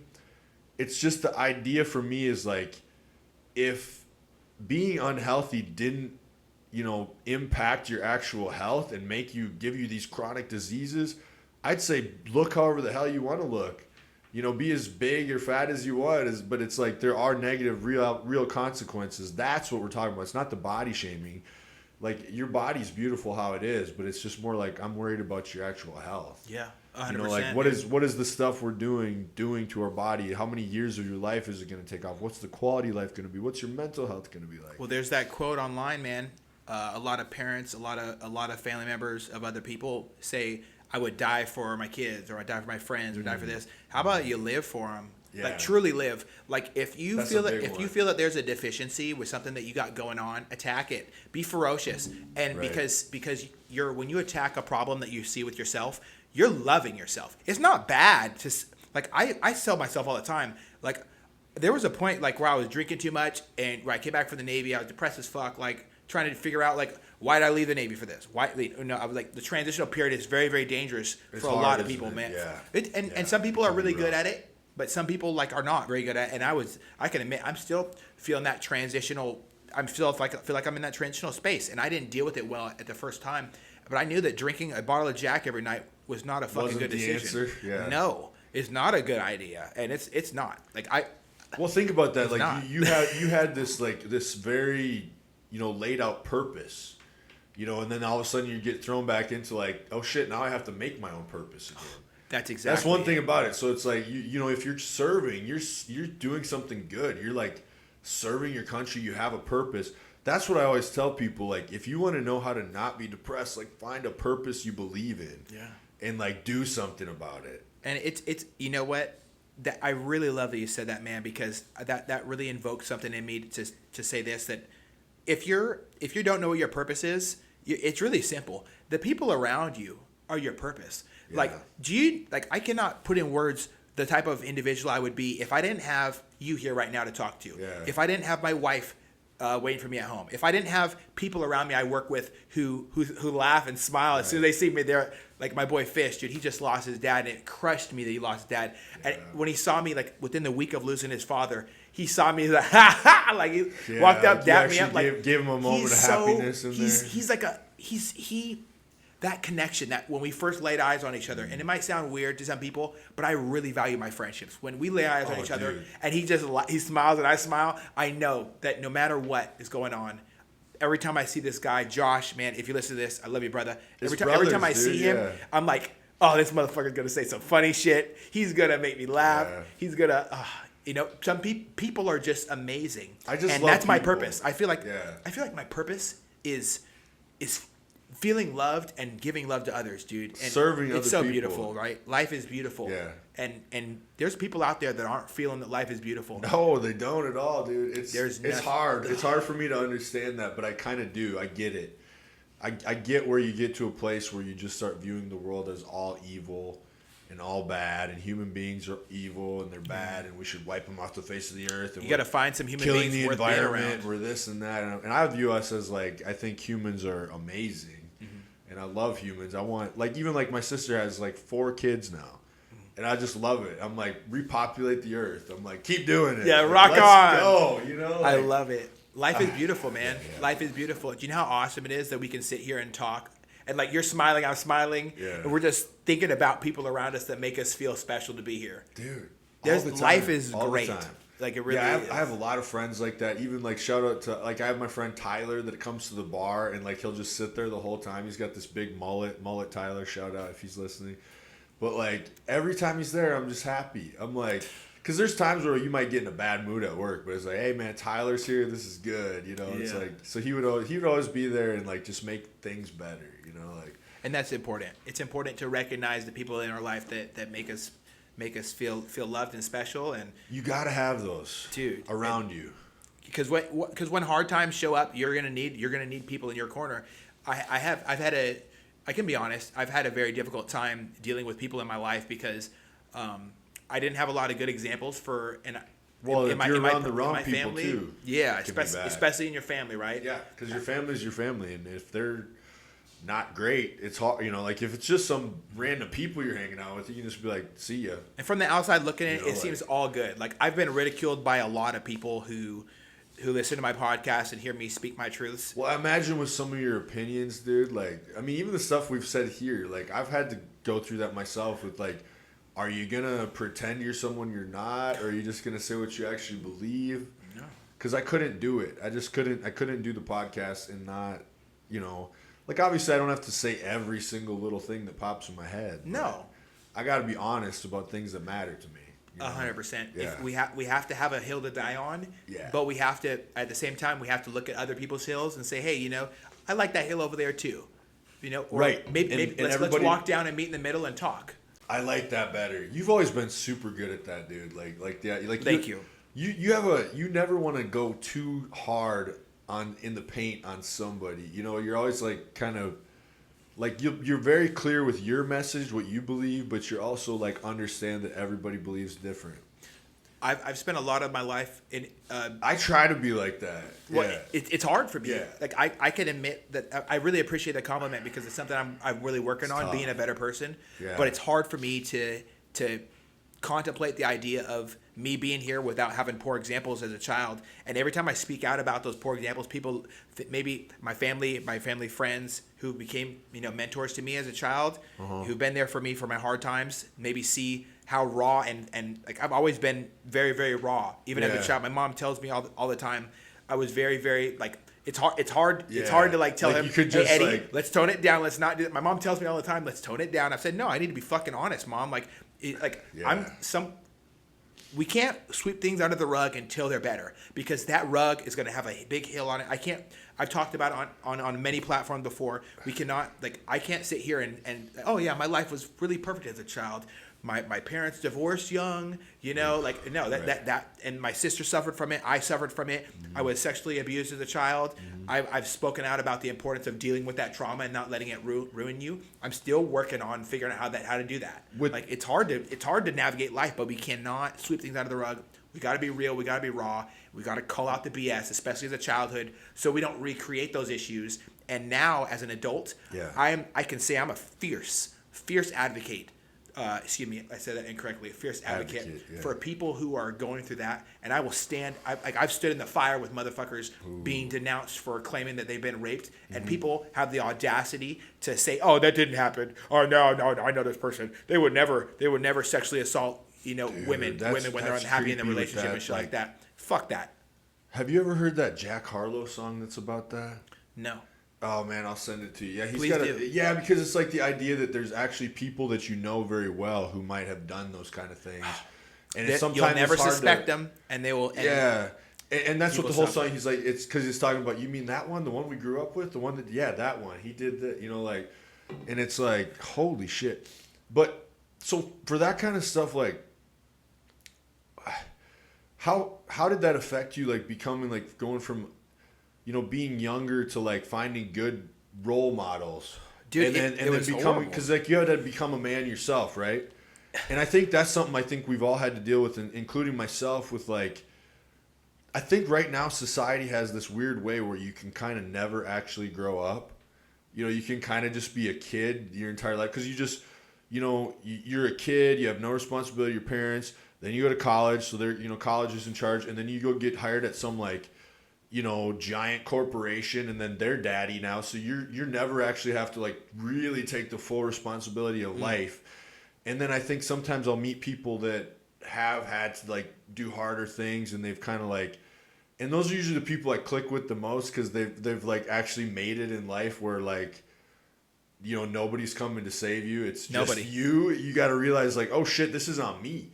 You know, and I obviously like even me, like I have my business and stuff. Like I still have, if I had to right now go to my parents and be like, help me, I need, you know, they still would. And I'm like 39, but it's like, but really everything is here on my own shoulders. And I think that's kind of shaped a lot of and I think there has been a real growing over the last how many years of kind of like, you know, going from a kid to an adult. And I think definitely with like any abuse in childhood or those kind of things, like, I think it is harder to like, you know, figure out how to be a man, how to like take care of yourself. And I feel like sometimes like you got to have really good role models. And I found those in weird positions, like, you know, through podcasts, through reading books, through like, so I found these kind of like role models now where I'm like, oh, this is what it really is, you know, and it's kind of changed and shaped me a lot, you know. Well, to answer your question, man, finding ways to heal childhood trauma that's been untreated is difficult.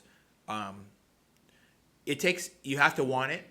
Mm-hmm. And you know, for me, I felt a moral obligation because I saw things happening to me and other people around me. Yeah. So I couldn't just sit there knowing who I am in my heart. I couldn't sit there comfortably and just letting that happen. So I intervened, made a big scene, blew up the situation, and made people make decisions. I think the best thing we can do to hold people accountable is to air that shit out. And every time, if you know that somebody's been raped or preyed upon as a child or preyed upon in any inappropriate fashion or one that makes them uncomfortable, I think you've had a lady friend, right? And in your life, and I think we all as men have had lady friends in our life who were whistled at, and you see how uncomfortable they got. Yeah. There just might be, and I'm just going to throw this question out there for people to do what they want with it. There might be something underneath that uncomfortability that is really killing them inside, and they don't know how to speak about it. They don't know how to feel about it. I felt a similarity with that feeling by being preyed upon, and I find a lot of empathy. And I think that being more empathetic is a good way for us to start healing ourselves. I don't want to advocate for taking on more than we can handle at all. Right. But I have received a lot of love and support, and I've stood in the face of severe adversity in my life. I would say it's hard for me to talk about it because it happened to me. It's real. Like I can't sit here and pretend that pieces of my childhood, they're not as happy, they're not as sweet. My memories aren't as joyful because they were marred by feeling of uncomfortability, uncertainty. How do I talk to my parents about this? Or do my parents blame me for this? Right? Like, right. Or do you blame yourself? Or do you? Like, and sometimes that's a big people thing blame too. themselves. Like, I think the first time I openly spoke about being preyed upon as a child, like I remember right now, it was a cold night, like in November or October of like 2013, I think, and I was on the phone with my soon-to-be wife, and I told it was boiling in my soul. For guys, but you had to tell her. But I had it's to probably talk hard to somebody. to tell her. I had to talk to somebody, dude. Right? Because you're like, how is this going to affect? It's going to affect everything. Her, me, how she thinks of me, how it could affect our future family, right? Like, I felt it was eating at me, and for men especially, 7 to 12 years, dude, is dangerous. Yeah, it's dangerous because things happen to us as guys, and we're taught to suppress them. Yes. I'm not saying it doesn't happen to women too, but I'm a guy. Well, it happens to women all the time. So I'm just going to talk about the guy portion because I've experienced it. This is your experience, right? Yeah. So for guys, it's tough. And I think that we are taught to hold these things inside, but that shit will eat at you. It'll make you uncomfortable. Like Well, it's going to change. It's just tough. It's going to give you perspective that not everybody has. Yeah, and it hurts me that other people don't feel that they can talk to other people. Like I've had great conversation with grown ass men, had them fucking crying on my shoulder, talking about being preyed upon as a child and what it did to them and the lack of support from their families and their parents. Like my parents did the best with what they thought they were doing to help me, but you can't like erase that unclean feeling that you get, and you can't. Well, and some people turn it into like almost an identity too, or they'll like take the unhealthy thing that happened to them, and then they'll become really unhealthy in their life too, and then they kind of try to normalize the unhealthiness, and they'll pass it on to other people. And that's terrifying, right? Yeah. So it's like, that's what I'm saying. It's got to be tough. Like, how do you like heal from it, and then like not like even stuff if it's not sexual abuse, but if it's like emotional abuse. If you have kids, you don't want to like pass on some of those things. Like people talk about, people talk about like family, what do they always call it? Like generational trauma, and like, so it's like, I think that is the best thing you can do. Like, especially like you and your wife being able to talk about it. For me, it was really important, dude. It's not your fault. It's not this. Like, I still love you. I still think of you in this way. Like, it was like her doing that was so weightlifting. Yeah, that'd be huge. I've said it before. I've said it a million times. She's the strongest woman on this fucking earth. I don't know anybody, or the strongest person I know, bar none. Like, dick and vagina, she's the strongest motherfucker I know. And, and it's really awesome that she can take that weight off my shoulders. When you know what it's like to go under a heavy ass squat rack. I feel like I've felt like that weight on my shoulders just so often in life. Weight comes off. Immediate. Like it was like the bailout so without the nervousness, right? Yeah, because it's there. It's underlying. It's like you felt lighter. Like, and speaking about it, brought me from being a victim to a victor. Yeah, you take back you're not a victim now.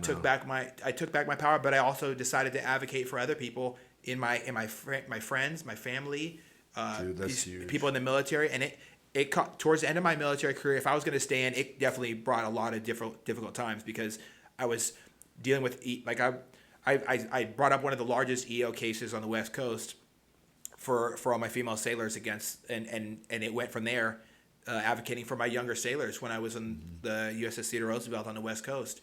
Right. It was very difficult for me to sit there while my sailors are telling me that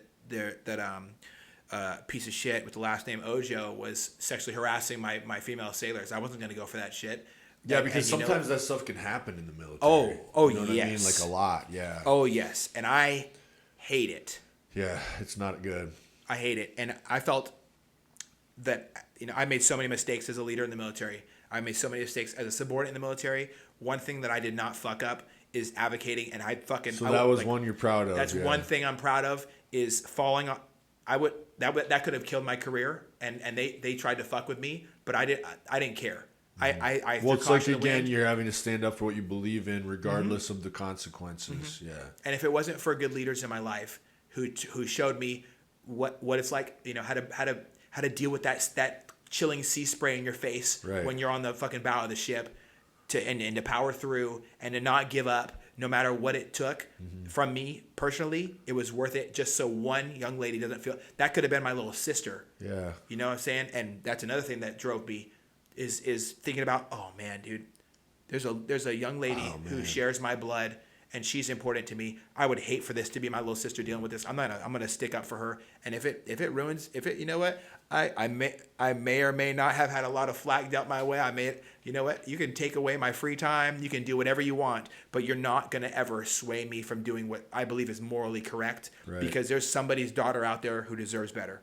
And then it's like you hope that, there's enough people that are morally good within the organization that, because like there's been times where whole organizations are kind of corrupt in that sense, like, which kills me, man. Which is scary. I mean, that's like the Catholic priest church thing, you get a whole organization that kind of covers it up, and it's like, how do you even fight against that? Like, it takes a lot longer if the whole thing is kind of crooked or part of the problem, Right. But yeah, and I think nowadays probably the military is way better.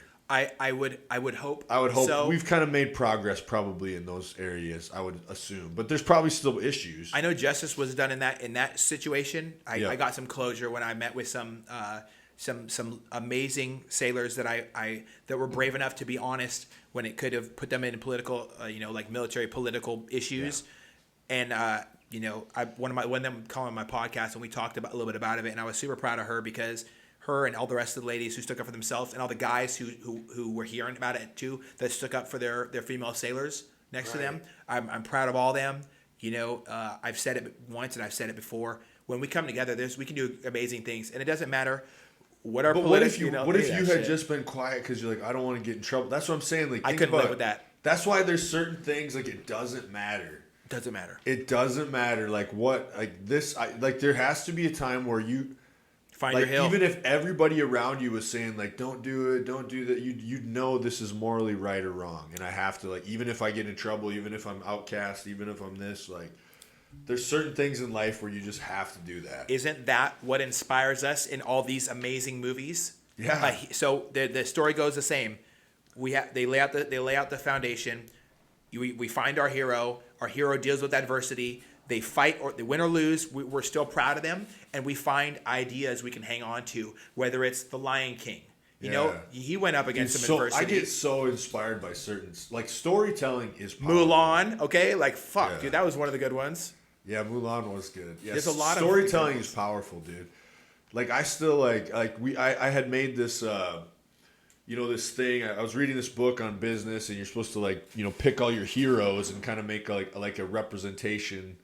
You could put them on the wall, whatever. I love and that. so it makes you kind of look at like, God, who are my heroes? And it's funny, like some of the old movies. Like I had Littlefoot as like one of my remember Land Before Time, bro. I'm like, he loses his mom, fights adversity, brings a diverse group of people together that are all different because they're all different dinosaurs. And then even when they doubt him, like he knows the right way, so he keeps going even when they all turn on him. And then when they get in trouble, he goes back and saves them. They defeat the sharp tooth. I have to know in that same light about Littlefoot. Yeah. Did you, when you were doing this exercise, which is a very awesome exercise, I hope everybody does that. I actually want to do that too. Yeah, it's cool. Did you put up a picture of yourself as a hero? Well, I didn't actually. You should. It's like people that I aspire to be like, Well, I want to encourage you to not to revisit that idea, please, because because you deserve it too. You should put up a picture of yourself because. Not just because even if you don't see it in yourself already in your past, you can be your own hero. And there's been times that idea a lot. Dude, there's been times where I told myself, if I don't do this, I can't live with this regret. Right. And I'm very proud to say that more than once in my life, so at least like 2 times or whatever, I've been, and that's just being as realistic as possible, I've been my own hero. And like, it can almost bring me to tears to think about, like, I was who I needed as a child in my future. That's huge, and dude.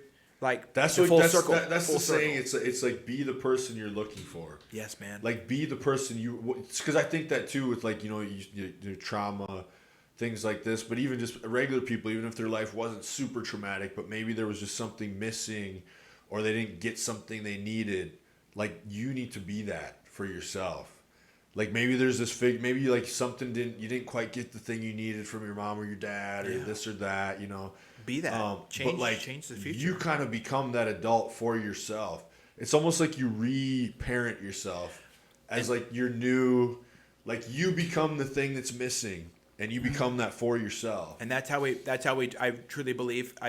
I'm not an expert on generational trauma. I've never gone to any college where people gave me a piece of paper that says I'm certified in it. But I would say, from a personal standpoint, based on my experience in life, I think that's how we can heal that generational trauma, by showing up for ourselves and showing up for our family, our friends, our future children. Like, when we need them, we show up for them, and that's how we can truly become beautiful, man.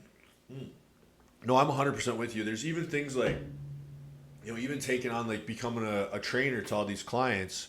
So now it's like, there's times where maybe I will make a decision, but I'm like, but I still have to be like a role model. I kind of like the pressure. You know Pressure what I'm saying? makes diamonds. Like, it's like, there are certain times where, like, maybe I do put a lot of pressure on myself, but it will be like, maybe there's times I want to slack off or not work as hard or not eat as good or not this. And, once in a while, like I said, that's fine. You got to have a little fun. But, like, there'll be moments where, like, but it's like I have to. And some people look at that as a negative. Like, they'll start seeing, like, oh, I'm so tired of trying to live up to this thing that I've created. I look at it as, like, a privilege. Like, I'm like, thank God I have these people that I do have to, like, be this thing for. I do have these people that depend on me, these clients that depend on me to help them get in shape. Your family back home, your friends that maybe you inspire. And it's like, you do have to, like, live up to this thing. And to me, I like that, actually. Like, I don't look at it as, like, a burden. I look at it as, like, I'm glad I have that because it actually does keep me, like... grounded. Well, yeah, it's like otherwise maybe I would do more things that aren't as good for me. But also you have to do it for yourself, too. You can't just do it for other people. There's that, too. But that's true, brother. Or you got to, like, value yourself enough to do it for yourself as well, 100%, dude. Here, if you love supporting the podcast and or the subscription program, and if you really want to do, this guy a service, make sure you listen to what he's sponsored with. Take advantage of discounts. If you look at manscaped.com, 20% off with the code Nicky Fit. Yeah. Why not? Why not do yourself a service and clean up downstairs? Do your balls a service, dude. You do not want to be looking unkept for your partner. partner. You're talking about, like, hey guys, quit fucking watching porn. Actually go out and find a real woman. So to start with that, order a Manscaped Lawnmower 4.0 and shave them balls up. So I love the lawnmower, dude. She's gonna, like, pull it out and it's gonna be all hairy and gross. She's gonna be like, "What the fuck? She's like, what the fuck is this?" Clean that shit up, dude. If they clean up, you should clean up. You gotta. You know what? It's the law. Well, yeah, and you want them to clean up, so you better fucking clean up too, yes, bro. Be presentable, men. Be presentable, men out there. We love it, dude. All right, well, we're back from our brief break. Yep. If you're not drinking a gallon and a half of water a day, you're failing. Oh, dude, how much do you drink per day? Is that... Too much. Like, I don't want to do like I don't want to like do too much TMI or whatever, but like you got to pee all the time. You have to pee all the time, so you have to accommodate for that. So I have, like, in my car, I have at least 10 Gatorade bottles and hand sanitizer and all sorts of shit. Like, I don't play around about cleanliness or whatever, but like there's times where I'm at work, I have to pull on the side of the road like 10 times traveling. Oh, sometimes, yeah. Like, If I travel, I always got to pee so much. Oh, it's a mess. It's a mess, dude. Have you ever had one where it's like really, really bad? Yes. Like you don't even know if you're gonna make it. Yes. Mm-hmm. Way too often. Painful. Yes. Yeah, I've definitely had those before, like driving. Oh no, it's too bad, dude. Like, Because I drive like an hour and a half just to get to Seattle. Like, oh my God. And you can barely like walk to the bathroom. You're like, oh shit. No. Oh my God. No. I'm thankful for a nighttime and side of the road and Gatorade bottles and hand sanitizer, dude. The nice thing is at night you can just pull off and pee. Oh yeah. But I'm always like worried. I'm like, we're here in the city. You gotta have a kit. Like, there's no place. Like if I was back home in Iowa. Oh yeah. Like we could just like get out and pee most places. Like it's not that. Like I don't know how many times like we've done that. Well, on the streets of Seattle, they already pee everywhere. So we might as well join them and just be destructive. Yeah, that is wild. That was a joke. Well, I know that we were just talking about, breaking generational trauma and being the hero of our own story. I love that. I think it's really important. So I really want to be adamant about that, man. You should definitely put up a picture of you where you're proud of yourself on there, dude, because that's huge. Yeah, I've been actually like meaning to get some cool artwork for in here. So like what I'm gonna eventually do with the space, like it's got to have more something, like maybe like I don't know, we'll see. I just want some kind of like I don't know artwork or something. More Nicky and more free. More Nicky free. More Nicky free stuff. Dude. People know what I like. They're like, he likes Batman. I love that, man. Yeah. Like it's funny. My friends know like my favorite superhero, and I'm like, shit, I'm a child. Like, there's parts of us that we should cherish from our childhood. Yeah. I don't think it would be a bad idea for me to go through this without acknowledging that. Like, right. I try to hang on to some of it, like the childhood, like. Especially the part where you're interested in things. Oh yeah, or imagination. Like imagination, wonderment. Imagination. Remember that? Yeah, that was like a South Park episode, right? Imagination. Yeah, and SpongeBob too. Oh, is that SpongeBob? Yeah. Okay, I like SpongeBob. Yeah, dude. Too. No, I do like. I still hold on to a lot of things that I like from my childhood, actually. And they it's funny how much like certain things actually inspire the person that you are. Like when I did that hero board thing, it actually made me realize like it's funny the people that kind of shape who you want to be, you know. Dude, And you have those in so real important. life too. You have your like real life people. It's not just all like, you know, people from TV shows. If I had a picture of everybody that inspired me, I wouldn't have room to put. There them wouldn't be everywhere, enough dude. room for everyone. No, there's Everybody inspired. I'm inspired by people I detest. Like I really. It's hard for me not to see great in people. Yeah. And not. Wait, even and not elaborate acknowledge it. on that. Like people you don't like Dude, inspire you? there's a lot of people that I don't like. Yeah. Because their values that they portray don't match with who they are as a person. Yeah, and that's I a don't tough I don't one. agree with being fake. Like I try to be an open book. Yeah, And I think that's whether you the like thing me or is- not, you can. It's okay. Yeah. But I'm gonna be straight up with you at least. You know, I can't just fake it. Like I think it's not that's an healthy. off-putting one for me too. People that are fake. It's Yeah. like, So like I don't like especially when we go like into, you know, obviously all politicians are fake, but Here we there's, like, go. there's a whole nother level. It's like, and it begins. You're I you're don't wanna walking go me there. to it. I don't want to go there again. You're walking yeah. me to it. Okay. Well, I was gonna say that like there's a lot of people and things that I don't like, and the hypocrisy is a big portion for me. Not just because I was raised surrounding the ideas of the church, but I was truly taught to believe in the word and the scripture by my grandparents, and all of it. Like I really do believe you try not to judge people near you, but that doesn't mean that you don't protect your flock from people who are wolves in sheep's clothing, or you Right. know, and Well, it's hard to do that because it's like it's hard. there's It's hard. well, there's certain things that people think of as something nice that you maybe have more experience, and you're like, actually, that's manipulative. Manipulative. So you think that they're helping you, but so like the example I give is like, you know, protecting, like it's kind of like a parent that coddles a child. So I did this video about like struggle. So I saw this post about struggle on Facebook, and I kind of understood what it meant, and it meant it in a good way. Like it was basically like, if you want people to go through struggle because you did, you're like the worst kind of person. And I was like, I understand what they're that. saying.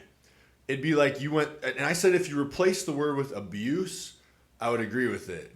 If you want someone to be abused because you were, That's bad. That's bad. But I said, take it in this point of view. If you're like a person who's denying someone the struggle that they need to make them a good person, to make them strong and capable, that's one of the most evil things you could do to someone. Enabling weakness. In a sense of saying, so say it's like a mother or a parent who is going to protect and shelter their kid and coddle their kid from ever having to do things on their own. Now the kid goes into the world with like a very weak person with no ability to take care of themselves without the parent being there. And they also latch on to, which is very dangerous, they'll latch on to bad examples And then of they strength. can get into all these bad relationships and stuff because they're trying to. And it also, I said that's kind of a manipulative tactic by the person who's giving the shelter, because now you're a dependent on me. So then I'll never have to lose you because you need me. So I'm going to keep you. It's like I'll keep you under my. So remember, like in South Park, there's this episode. You know, Eric Cartman and his mom. His mom is single, and you know Cartman's just a piece of shit, right? Well, I'm not too familiar with South Park. Okay, but I can follow so far. So Eric Cartman lives with his mom. Okay. His mom, I don't know, the dad's been out of the picture the whole time, but he's like the shittiest person on the show, and it's to a point where it's really funny. Actually, like you know, Cartman's a piece of shit. He's always going to be a piece of shit. Well, they do this funny episode where they actually have the dog whisperer guy, Caesar Milan, comes on and like trains him like they train a dog. So every time he does something fucked up, the guy's like, he does this like thing like, no, you know. And so he like kind of heals him and gets him to the point where he starts losing weight. He starts eating healthy. He's studying every day.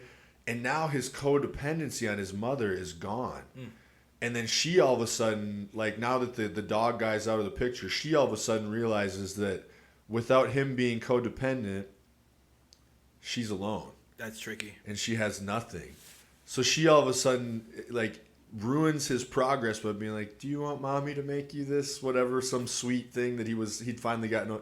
And so she basically gets the dependence back, and then he turns evil again. And I'm like, there is that weird thing of like, yes, we want to protect our kids. You don't want them to go through pain and trauma and suffering, but you also don't want to coddle them from the world, which makes them weak and unable to handle the real world. You actually want to set them up so that they're able to handle. So you need to let them go through some things on their own. Yeah. Even if it's hard and painful to watch them have to struggle a little bit, you want them to struggle a little bit so that they're capable when they go out into the world. Because your idea of as a parent is you want them to be able to live without you, because you're not always going to be there for them.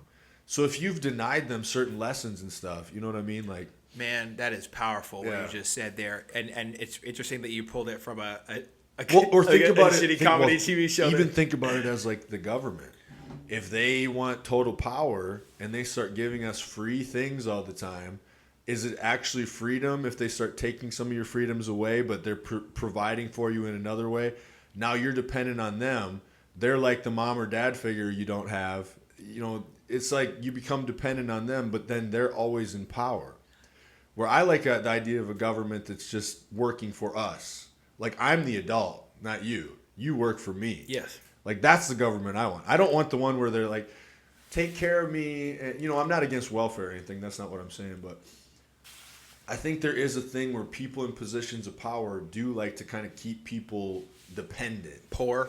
And poor, well, that is poor and stupid. They want you poor and stupid. You're easy to manipulate. Well, you know, you can move a lot of dollars, and you can you can benefit a lot. Evil men and women benefit a lot off of people's ignorance, and that's why I hope that each and every person out there in the world gets informed as possible, make informed decisions, have informed conversations, disagree with people, and find commonality, and use your moral compass instead of your emotional compass as a way to vote. Yeah. Because, and after you've had these conversations, I have conversations every single day trying to be a better person, and not just with my political views, but also with how I view my neighbors. I don't want to hate somebody just because they disagree with me, or just because they might hate me because of my views. That doesn't necessarily make things better. And you know, that's a big one. Being able to not hate them if they hate you. Yeah, it's okay. You don't have to like me. I think that's actually great. I like myself. Like I think that's a really big thing that you can do is if someone hates you but you still don't hate them back, that's huge. It's powerful. That's powerful. Right? I don't want to do that. I don't want to hate someone back if they hate me. If I don't live for other people's view of me, I'm ungovernable. And right. I like that idea a lot. Yeah, if you can just get enough, you know, self-respect. And I think that's where you do keep your self-respect to those things you were talking about earlier where, you know, you did make a decision where you had to stick up for something you knew was right. But now you can look yourself in the mirror. Whereas if you wouldn't have, you know, maybe it was hard, but if you wouldn't have done that thing, you probably couldn't look yourself in the mirror. It's so emotional to hear you say that to me. It like I'm like completely covered in goosebumps and shivers right now. Yeah. You saying that it's like something I don't know. I guess I needed to hear in this moment. Thank you for saying that, man. And to me, it's really awesome to be able to talk about this freely. It's like don't sell out your self-respect. Never sell out your self-respect. And more importantly, you know, who are you when like for me what's important is who am I when the bells and whistles disappear, when I'm struggling, when like my family's hit with tragedy, who am I in those moments?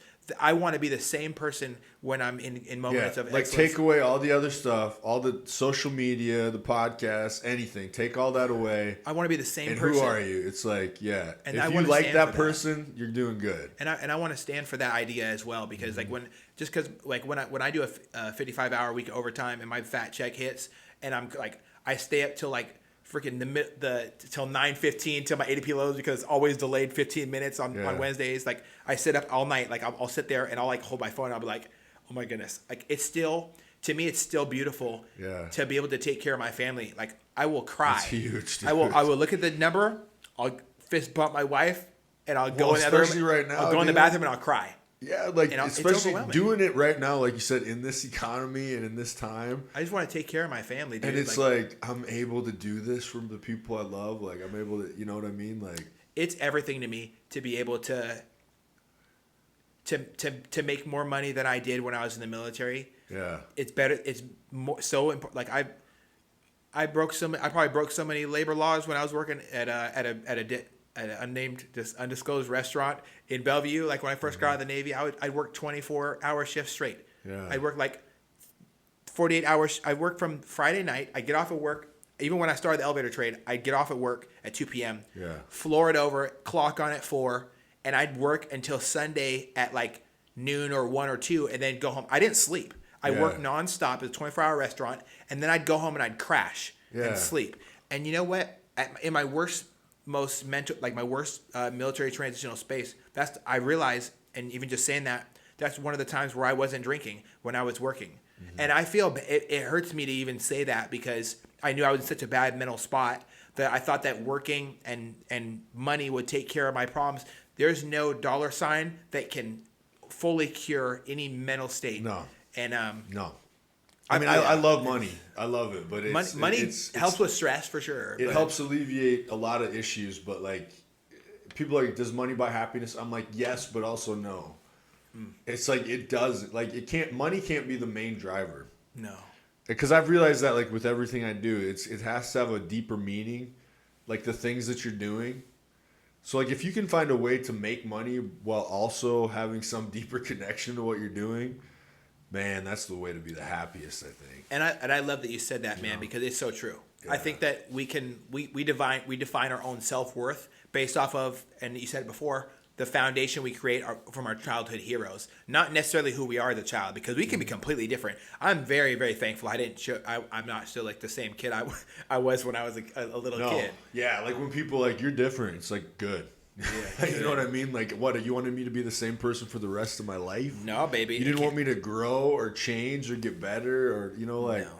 And I think that's really like, cool. Like, you've changed. That's my favorite thing. Like, you've changed. It's like, good. That's cool. You haven't? That's sad. It's like... Yeah. We have to grow and develop. And I was listening to this song on the way here by NF. Because it took me an hour and a half to get here, man. It was crazy. Freaking the Safeco field cleared out right when I was passing through Seattle. They blocked all the roads. I was stuck in traffic. I was like sitting there bumping music though, so it was a good time. Oh yeah, music on the road is the best thing. Music on the road. Oh, I freaking love it. One of the songs in my YouTube download list is "If You Want Love" by NF, and I think it's a really amazing song. I don't know if you've heard it or not. No, but I'll put it on my gym playlist so I can check it out. I'm always adding new music, so like... I wouldn't listen to it in the gym. You might cry, dude. Oh, wow. Once in a while, dude. Like, I was talking about that the other day. Like, have you ever had, like, where you put on this song and it's, like, really makes you emotional, and then all of a sudden somebody does something in traffic and you want to just, like, flip out on them, and then you, like, go back to the beautiful song you were just listening? It's like you're just, like, listen, this, like, really nice song. It's like, motherfucker, what the fuck are you doing? You know, like, you just quit. And then you're like, okay, woosah. Back to the song. That's exactly how I actually lived that today. Yeah, I try to be chill in traffic, but sometimes you're like, sometimes you're just like, that's a violent part of you brings out traffic sometimes, dude, when people are doing dumb shit. Road rage just never solves anything. It doesn't solve anything. Don't do it. You cannot Bail get out. into it. I wave to people that say sorry. You know, I've never road rage, especially if you carry a firearm. Don't be that idiot. Who engages in road rage with a firearm. I've seen some horrible. There's some recent ones that popped up. Horrible video where people make terrible walked mistakes. up, bang on the window with the gun, and then he gets dropped. Dude, that was a bad day for him. Oh my god. Oh yeah. I think I saw that. That's the one I was literally talking Everybody about. watches that one, man. That's hey man, don't FAFO. Choose peace. You know what's weird about like being on the internet, because they clearly look at the stuff you look at. It's weird what stuff it'll come up with. Like one time I watched, so lately I've been getting all these videos of Komodo dragons like swallowing like baby prey whole. Oh hell! And I'm just like, that's terrifying. And I don't know why, but like I couldn't turn away from it. It's like this like little, I don't know what kind of deer it is. It's like this little cute deer, like it's sitting there like all like cute. Komodo dragon. This big Komodo dragon just comes up and it's just like, just grabs it by the head. Starts like swallowing it whole. It's a big stomach expands, and I'm like, first of all, I didn't realize Komodo dragons eat like snakes. No, they got a little serpent tongue. It's terrifying, dude. They swallow things whole, and I'm like, how does that even digestive process work? Like, dude, I don't want nothing to do with those things, bro. They're scary. Yeah, but now I watched it, so I keep getting tons of Komodo dragons just like destroying little cute baby animals. I'm like, Jesus, what the? Damn, man. What the hell is wrong? And I can't stop watching them. Stop. You have to move on. It's like that pimple popper shit. You gotta watch. So that's on X. That's on X. So I think the algorithm clearly looks at whatever your Komodo dragon. Enjoy. Whatever your eye stays on, it can tell. That's how fucking crazy our phones are, dude. Oh no, nope. You know what I'm saying? I'm staying away from I hope my iPhone doesn't listen to what you just said. Oh, I don't want to see. I don't don't. get Komodo dragon. It's gonna happen too. Because I remember talking about like when I was gonna buy my mattress for my bed, I was saying the word mattress, so it even listens to you. Your phone listens to you.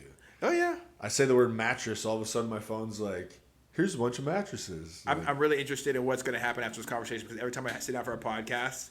Yeah. My phone just blows up with random We're both stuff. going to get canceled. Oh, it's probably. good. Well, I'm just speaking from the heart, and I've said a lot of politically moderate points. I could be a lot more extreme, and I don't think that would be appropriate. I think canceling's going to kind of go out. I think it's done. I think it's going to come to a point where people, because I already think I think it's already started to swing. A lot of people are sick of it.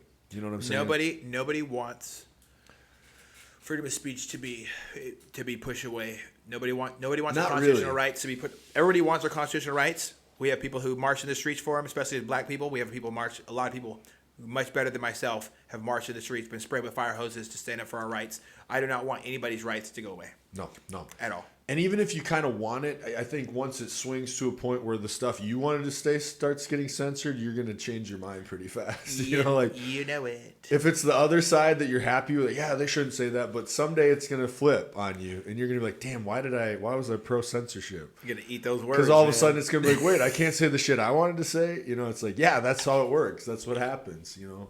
And there would be nothing good about that, man. That's why the whole idea of censorship is.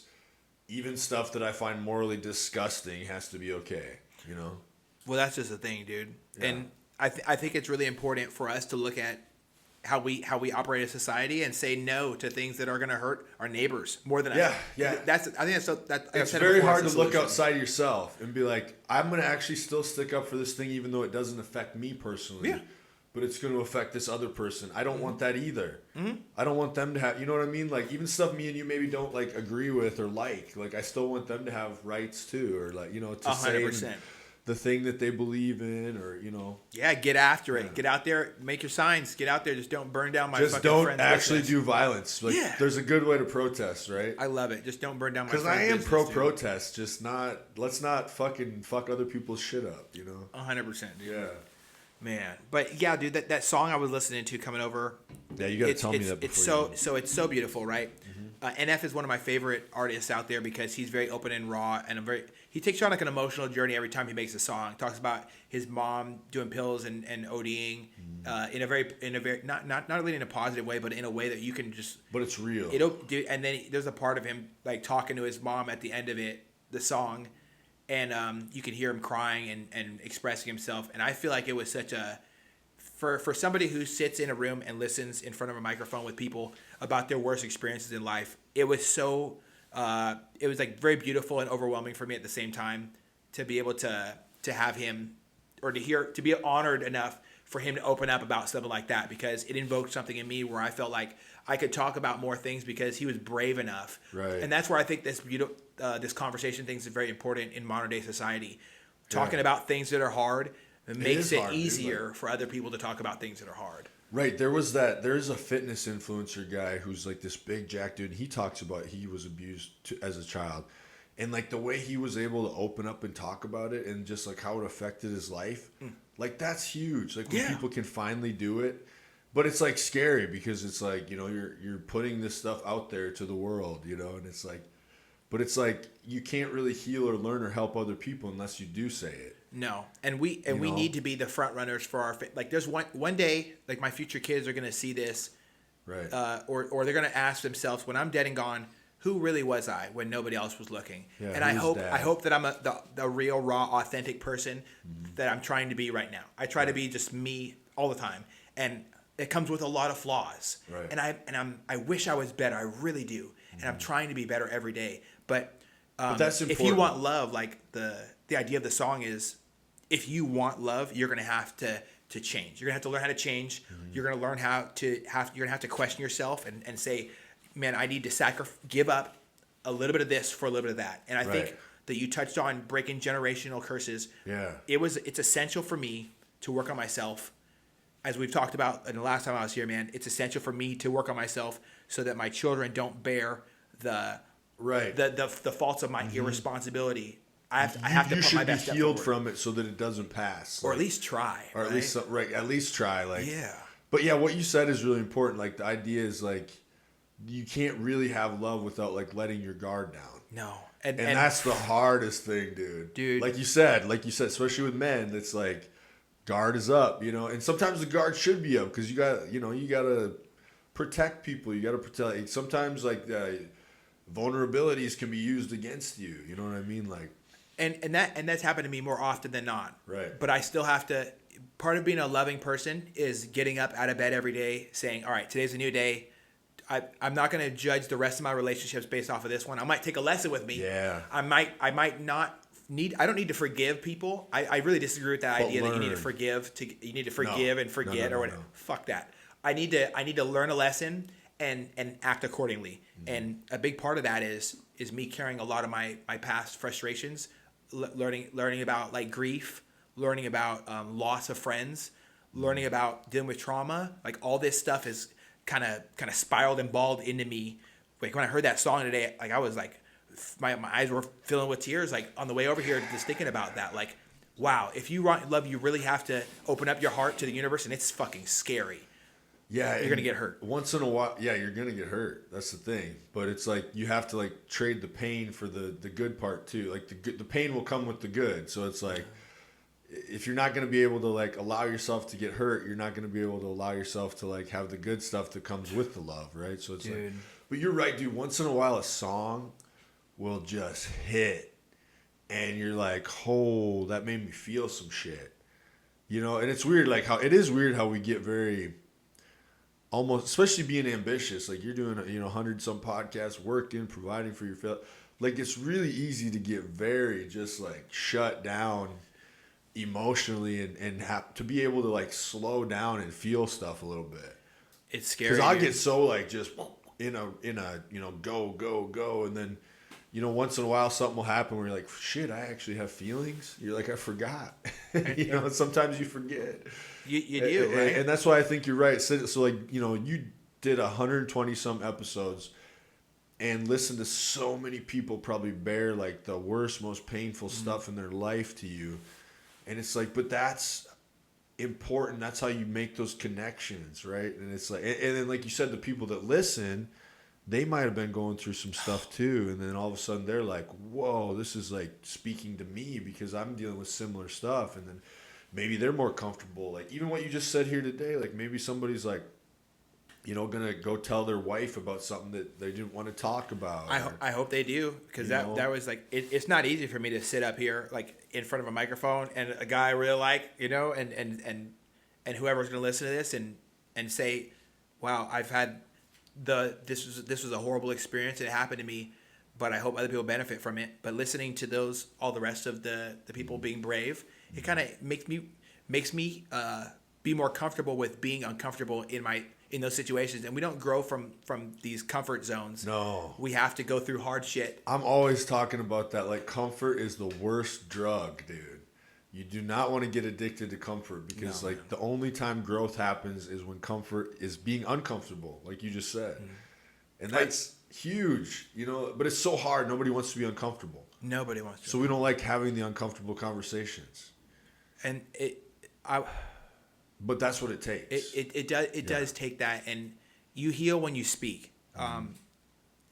It's been like really, really tough for me as of late to just like be in the car, just like listening to music and thinking like when I'm working and stuff like that with everything that's gone on lately in my life, man. And I'm able to find pieces of songs or certain smells that remind me of different times in my life. Oh, smells is a strong one. That's a strong one, dude. It'll take you like back to stuff you didn't even remember.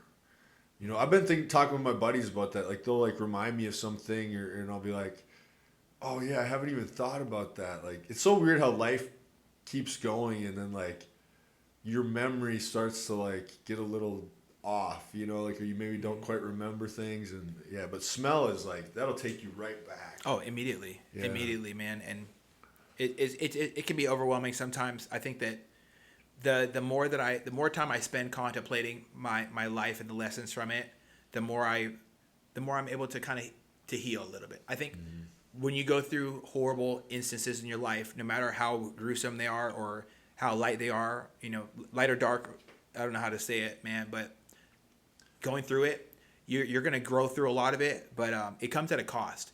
And that song today, man, if you want love, it's just I hope everybody listens to that song and questions himself about the life. Like I always ask myself, what type of man do I want to be remembered as when I leave this earth? And I hope that it's somebody who loves everybody around him, even if he doesn't agree with them, and would listen long enough to disagree with somebody or to agree with them. And I think our legacy can be defined by how loving or hateful we are. And I'm trying to, especially in a political climate like this, I got to avoid the hate. That's actually a really good lesson for me because, I want to try to live up to that too. Like, I do not want to get sucked into one way or the other so hard that I just, like, lose all empathy for the other side, Losing all empathy would be scary, dude. Yeah, because it's so easy to get, like, where somebody has a different opinion and you're just like, oh, that's so stupid. That's so dumb. How could they think like that? You know what I mean? It's like... Well, the opposite of hate is love, dude. Yeah. And I think that the more love we get in life, the less we can let hate kind of fester. You lose it every time you go through loss in life. You lose a big piece of yourself. And I have to say, man, I was with me and my wife just recently lost our daughter. It was like absolutely overwhelming to receive that amount of love from people around you. Yeah, man. I don't even have it's hard to put in words what people showing up at your doorstep at your house with open arms, shoulders to cry on, and a whole jiu-jitsu community of people from my jiu-jitsu spot that came together to do a huge gesture of kindness and fill our fridge, after that, and just to look out for us and to be a safety net for us during a time of loss. That is, I don't know how to describe that in words other than it was overwhelming. It was so powerful. Love can be so powerful, and it was so overwhelming that it made us able to kind of get to a point now where we're starting to learn and live and stuff like that again. And last week I laughed for the first time genuinely. I didn't feel like I was forcing it. Right. You don't think about as a prospective parent the idea of losing your child in your arms in a hospital doesn't sound like a great experience to have, and it's definitely the worst thing I've ever experienced in my life. But having hundreds of messages in my Facebook, my Instagram, my wife's Facebook, my wife's Instagram, having people calling me nonstop, sending me messages when I didn't pick up saying, you don't have to read this right now, but I want you to know that, you're in our thoughts and prayers. The amount of people who didn't even go to church, who were horrible atheists, or not horrible atheists, but I know what you mean, complete atheists that said they were going to pray for me. The overwhelming outreach of support was so beautiful. I don't know how to even put in words what type of awakening of joy and in a time of negativity or depression can do that for me, man. Yeah. I really truly believe that there is something amazing within all of us, and it stems from love in a moment where it's super negative. And it's just thinking about it is so awesome because I don't have to go. You don't have to go through things alone when you have a community of people who love and care about you.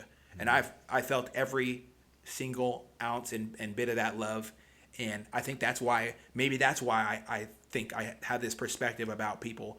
No matter what political nonsense is going on, no matter what is going on at all, I've been shown a true act of love from people who had no relation to me other than we try to choke each other out on the mats. Yeah. Yeah, those are gonna be the closest people to you, though, probably, right? It's your friends become your family in hard times. People show up for you, and you know who's there. It just says a lot about you, that many people had that kind of outpouring for you. Yeah, it was really awesome, man. Yeah, I think about them all. It's awesome that you are still able to be the hopeful person that you are, and still believe in good and love and Yeah. It's I would be a terrible liar if I said I woke up every day positive. I spend more time probably I spent a lot of time driving in my work vehicle, and Yeah. if there was a camera on the inside of my work vehicle, it would have They'd captured. send you to the funny house. They probably tell me not to drive, and they probably like install a endless tissue box, because I definitely cry every time I'm in the car. I definitely get like pretty emotional every time I hear songs, but I've been forcing myself to listen to different things. So like listen to just to music and different genres, and breathing and feeling and practicing self-consciousness. After listening to Tulam, he wrote a book called God, it slips my mind right now, and it's such an amazing book. Ronin, The Way of the Ronin, and it's about his journey to being the person he is, and he's just an amazing Green Beret superstar. But his way of dealing with the demons inside of you is just practicing self-consciousness, finding peace in times of chaos. Yeah. And that is a true moment of chaos for me. And finding peace meant facing the what I was going through, and deciding to find love and to find happiness. To put faith in my partner instead of trying to self-isolate was a key component. You know, my wife's the strongest person I know. She was completely selfless throughout this whole process, and so supportive of me. And I hope when it's all when we're at a better place in our life that she feels the same way about me that I do about her, because she's just amazing, and I wouldn't have got through this without her. But wow, dude, how amazing is it that in a horrible time in our lives we can be shown a real act of beauty like that? Like, I have amazing friends and family, and I really truly believe that Thank God you do too. we get through that shit together. Damn, man, it's No, so beautiful, dude. Well, like I said, it's amazing that you're able to like be able to be positive through that, you know, or at least some level of positive. Yeah, you some know what level. I mean? You said, people aren't gonna see like there's nobody positive. Like, people aren't gonna see the times when you are, you know, like questioning, like, you know, why, you know, with like, why God, you know, how did this, you know what I mean? Like, but that's real shit though. that's right? what I'm saying. Like, I get that whole driving in the car thing, because it's like there's something like cathartic about driving, and it lets you process a lot of things. And you know, and then like you said, you probably, like, you're going through this thing that's the worst thing in your life, you know, but you still have this like responsibility of taking care of yourself, taking care of your family. You know, you still have to go to work. So for you to be able to like still do those things, you know, through all that, it's like you still have your wife, you still have, you know, these things you need to take care of. The world doesn't give you a lot of time to properly grieve. Yeah. You know, because it keeps going, and you're like, shit, I have to like keep going.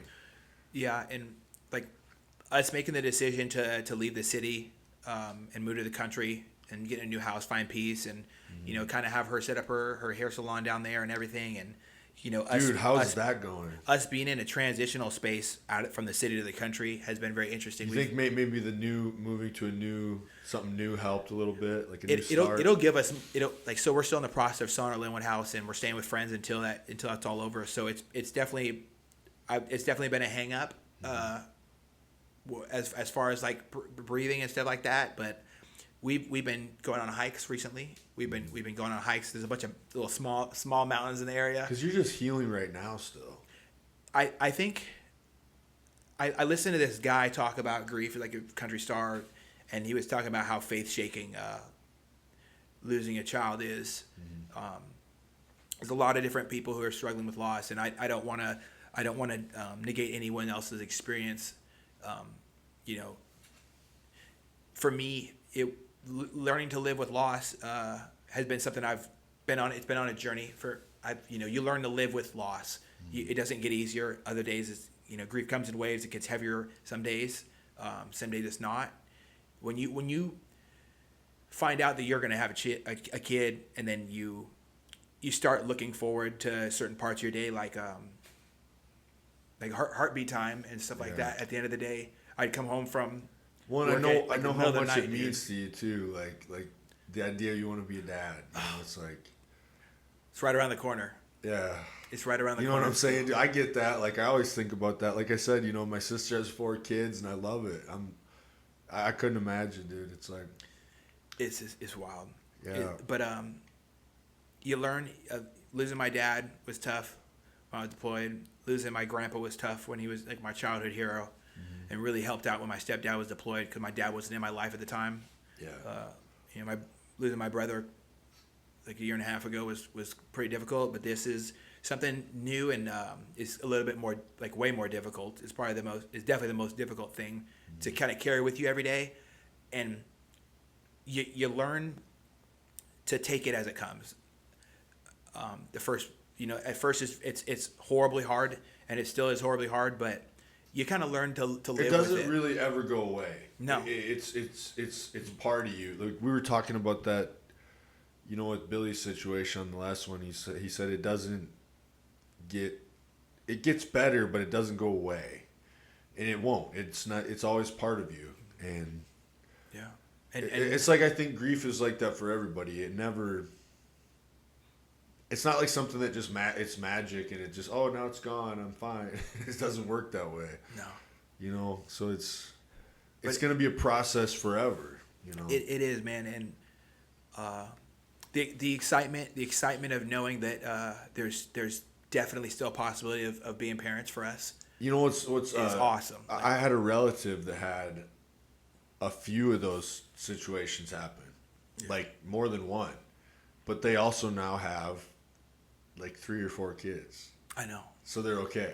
It doesn't make it easier or better. It doesn't make it easier. But it's like the idea that you could still go on from it, And, yeah. And we've had, I don't want to get too deep in the details and everything, but like we've had a lot of positive feedback, and it's still we're still very, very hopeful in the future. It's not like I'm hoping we didn't get a thumbs down or anything, thank God. But like having a friend who went through the exact same scenario as us, and him reaching out, like, if you're probably listening to this, Jeff, man, you really got me through my tough times, and I love you so much, my brother. Thank you so much for the kindness you showed me. But like having people that have gone through and like similar things and talking with you about them and telling you that it's, oh, dude, whatever you're feeling right now, we're right here with you, and you're not alone. And what's more important, that you're strong enough to get through this, is very helpful, because going through a tough time like that, you lose faith. Like, I would be hard not to. I'd be a real bad liar if I said I didn't.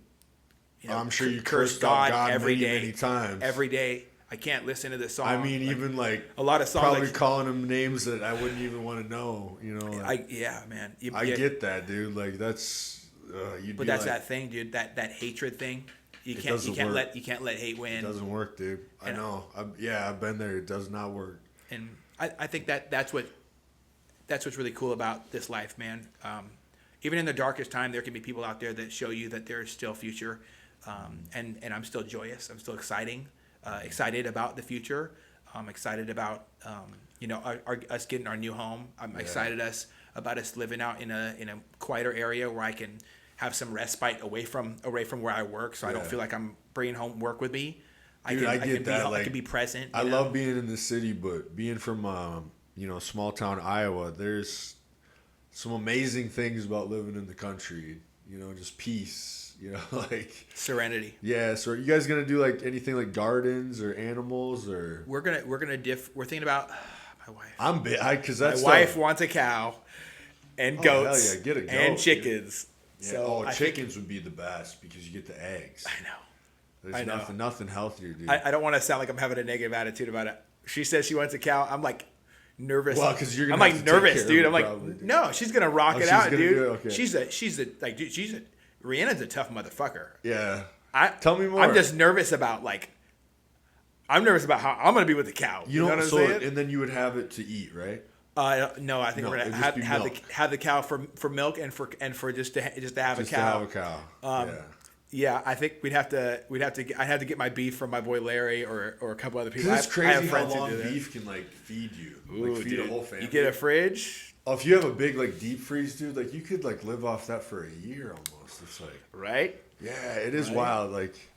Yeah, people get into the animal thing. It's but animal can feed you for a long time if you do it right. But we came to a mutual agreement that chickens. She can have whatever animal she wants, and we're gonna preserve them, and we're gonna rock with that. And if we have a big enough plot of land where we can have animals. I'd love to even go for the gusto and get a horse, man. Because how cool would it be? Horses are dope. How cool would it be to have her own horse? Dude? Yeah. Oh, like a white one, like an Arabian stallion. Oh my god. Yeah, actually, I really like horses. Yeah. Like some people hate horses. I'm like, They're so powerful and peaceful.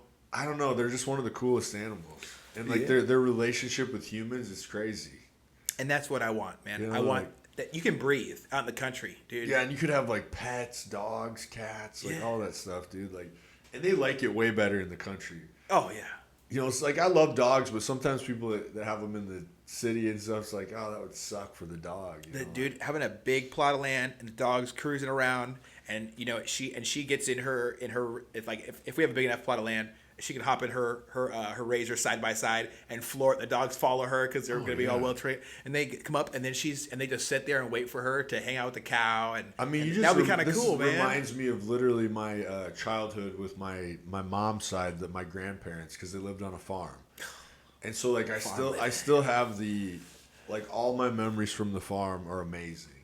Ugh. There's something about a farm or being out in the country, dude. Like, I don't know. Just I want that. All the animals, the good food, like, yeah, they were old school. Like, you know, like they came from that era. Like she would do all that canning, you know, like canned stuff and like, so all the garden stuff. And they would can it all, and then it goes down in the basement, and there's like all these like jars of all this good stuff, like preserves and like vegetables, even meat. Like they can meat, you know, like I don't know. They do the whole thing. I love that. Tomatoes, like all that food was the best, dude. Yeah. The best food you can have is homegrown, baby. Homegrown from the farm, dude. Ain't nothing wrong with that, man.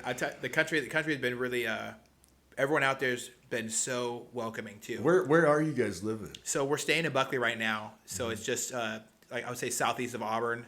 Like Yeah. it's far enough for the I-5 corridor to where you avoid all the crime and the nonsense that comes with the I-5 corridor. So it's really nice, but. And then how far away from work for you? About an hour and a half, 2 hour drive, depending. So that's every day. Yeah. And then when you get your place, is it going to be closer or is it about the same? It depends. It depends. We're looking at 3 different areas right now. We're hunting for houses right now, and so I feel like that fits you good though, being out in the country. I don't know. Isn't it kind of funky? Isn't it kind of funky? You like to shoot guns. And you like to shoot guns. You got all that room. You like dude, neighbors. You could get a target range and get a bow.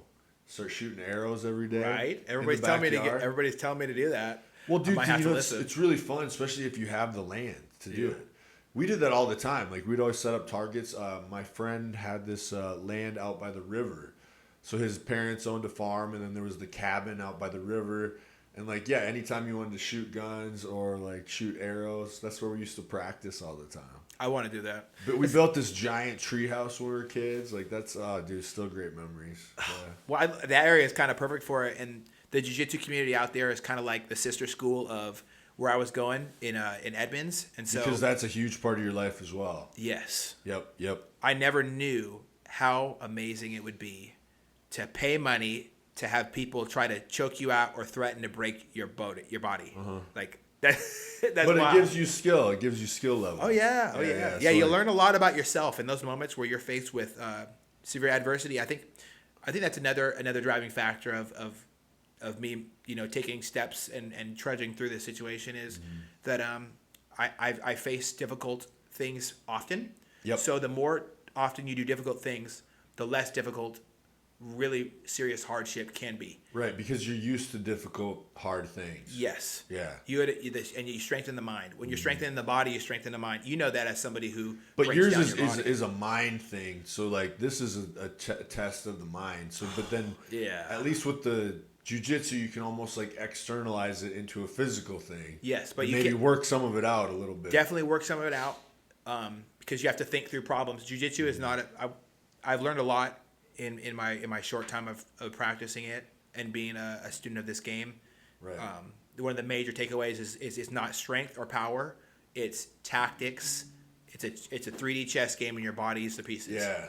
It's actually like a game. Like there's strategy involved. It's not just like people always think it's just like, especially like if you say you watch MMA, they go, it's just dumb. People, it's like no. Yeah, okay. It's like a Get in the ring. Game. Get in the ring with somebody who's trained for 1 year and see how much of a game it's not what you think. It's so cool to watch. I love watching MMA fights. I know a couple of fighters Yeah. locally, and I'm gonna have a couple more on my podcast pretty soon. You have a lot of those people on, I bet. Yeah. I love, well, because people who know violence understand peace. Yes. You're not going to catch me looking for fights in this day. Like when I was 17, maybe, I'm not going to look for. I don't look for fights anymore. No, that's the last thing you want to do. It's like the last thing, but you have to know how to do it, right? Well, yes. Right, but you don't want it to happen, but you just want to be able to do it if it has to happen. Right? Yeah, I don't go on the mat like, oh, I can't wait to Kimura somebody and snap their shoulder into oblivion. No, you don't want to hurt not them. Not part of the plan. Yeah. It's just that I want to know how to do it if I do have to do it, right? Yes, and a big portion of it, I've said it before a couple times, I was getting okay with guns, and I wanted to make sure that I did something that was sustainable. So like guns, you don't just start with guns and then you say, oh, well, I have my concealed carry permit and I know how to put a round in the chamber and unload my gun. No. Now I'm a responsible. There should be a humbleness that goes. There should be extreme humility. Yeah. So me carrying a firearm, I am 100% less prone to want to get in a fist fight at all. Right. Because I don't want the thought of it escalating and me having to remove somebody from this world unnecessarily is the last thing I want. Well, because that's going to be another thing you have to live with. Yeah. And you don't want to have to live with that. Nah, man. You know what I mean? Like, every loss of life is bad, and I've said that from the except for pedophiles. I mean, they can.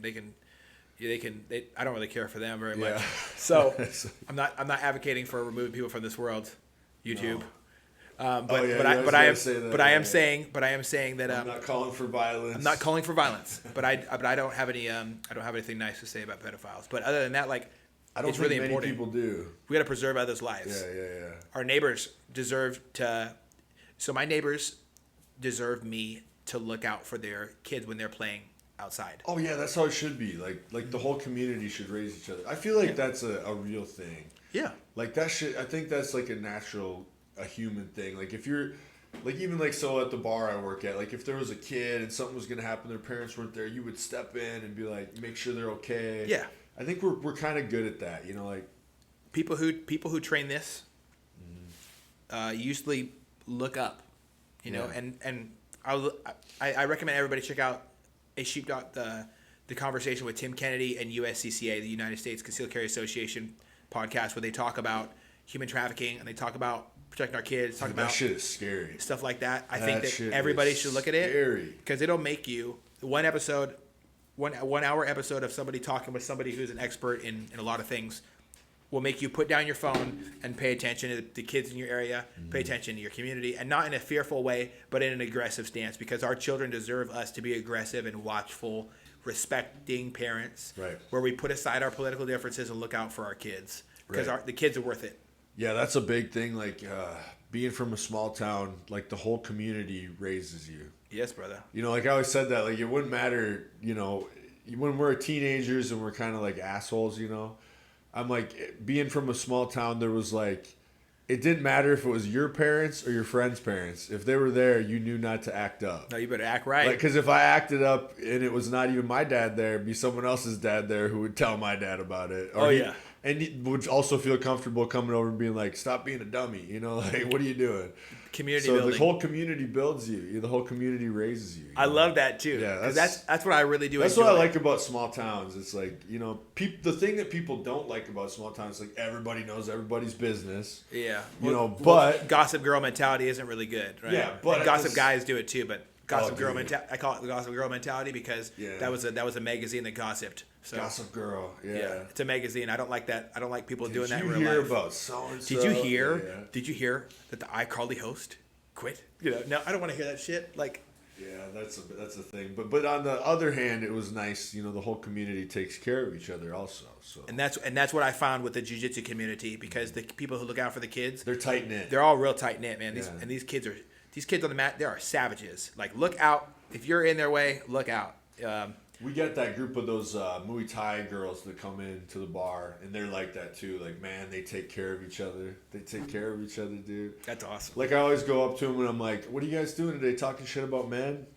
Because that's what they like to do. They just like to talk shit about men. They're like, no, we haven't done that yet. I'm like, all right. Oh, I love that. It's just like a funny joke, playful thing we do. Yeah, good, dude. I think we need more funny, playful jokes that could be seen as slightly offensive to people who are overly sensitive, maybe. Right.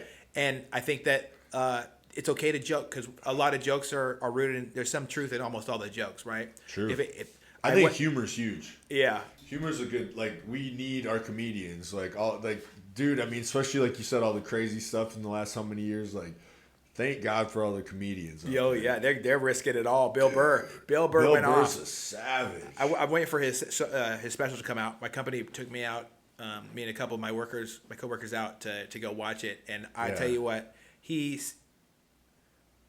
it's gonna get pulled off of Hulu if it gets to Hulu. I heard there was a rumor on Hulu. It ain't going to Hulu, dog. Like, it's got to be on Netflix.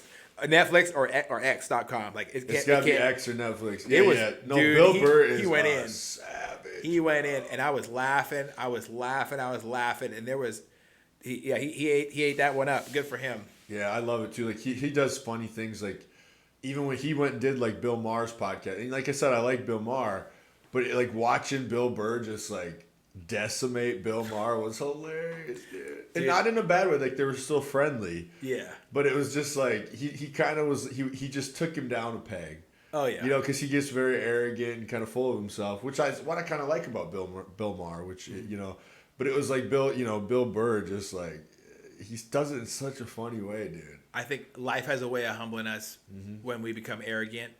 And I think jiu-jitsu is a great way to do that. So I think it's good for us. It's good for us to have those friends. Like, my best friends, dude.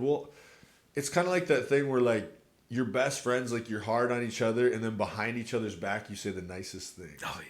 That's how you know they're your friend. Like, if they're in person, they're just like rip you apart. Yeah. You know, and then if someone's like, "What about? Oh, he's the greatest guy ever." Dude, you know, that's the the way. The best. Yeah, yeah. But you're really good friends. You guys can say some mean shit to each other in a nice way. You know it. Because it's funny. It's got to happen. Like, you gotta take each other down a peg. It's got to happen, dude. Yeah, yeah. I like people that will check your ego. You know, or friends that will, like, kind of like we've talked about before, that'll keep you on a good path if you're slipping. Yeah. And they're not afraid to tell you. Accountability. Yeah, accountability is big. You have to like, to be a good friend, you have to hold your brothers and sisters accountable. Like, I have friends that are girls too, and I'm like, listen, you're fucking up, sis. Like, you better get your shit together. That's inappropriate. Like, right. make a better decision for yourself. Respect. Like, my biggest pet peeve for my guys out there is, like, guys who don't follow their moral compass and be the person that they say they were trying to be. Same with ladies, but for ladies, it's different for me. My biggest thing I've run into with them is they set the bar for themselves so low, and because of how life treats them, they start, like, guys are big on peacocking, like, oh, I'm look at me how cool I am. Ladies often set the bar for themselves really low, and they don't understand the power they're have. So awesome, or like, what they're capable. Women are so powerful and capable of great things. Yeah. I hope they all lean into that. They need to. I need them to. You know, I need the ladies in my life to be powerful. Don't take him back if he cheats. No, don't do that. Get rid of that motherfucker. No, that's a big one. Yeah, like, bye. It's like a self-esteem thing. Like, they don't realize how great good of a person they are. Yeah, dude. Yeah, and sometimes they need to be reminded, you know, or like, that's a tough one. That's what good friends are for. That's what good friends are. But that's how you get the best out of people, right? Like, that's what I said. Like, so I have my, like, my bodybuilding coach. Like, even stuff like, you know, I like to go to church. Like, if you don't go, he's always like, hey, where are you at? Yeah, Jordan's great, man. Like, little things like that. Like, or like, I'll have like something like really successful, maybe a really successful week or month or something.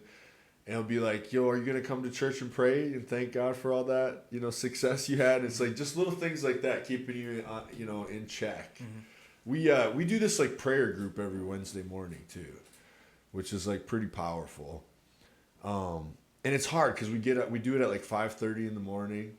And, you know, you got to make sure you get up. But it's like, even when sometimes you don't want to get out of bed, you're like, after you do it, you feel really good.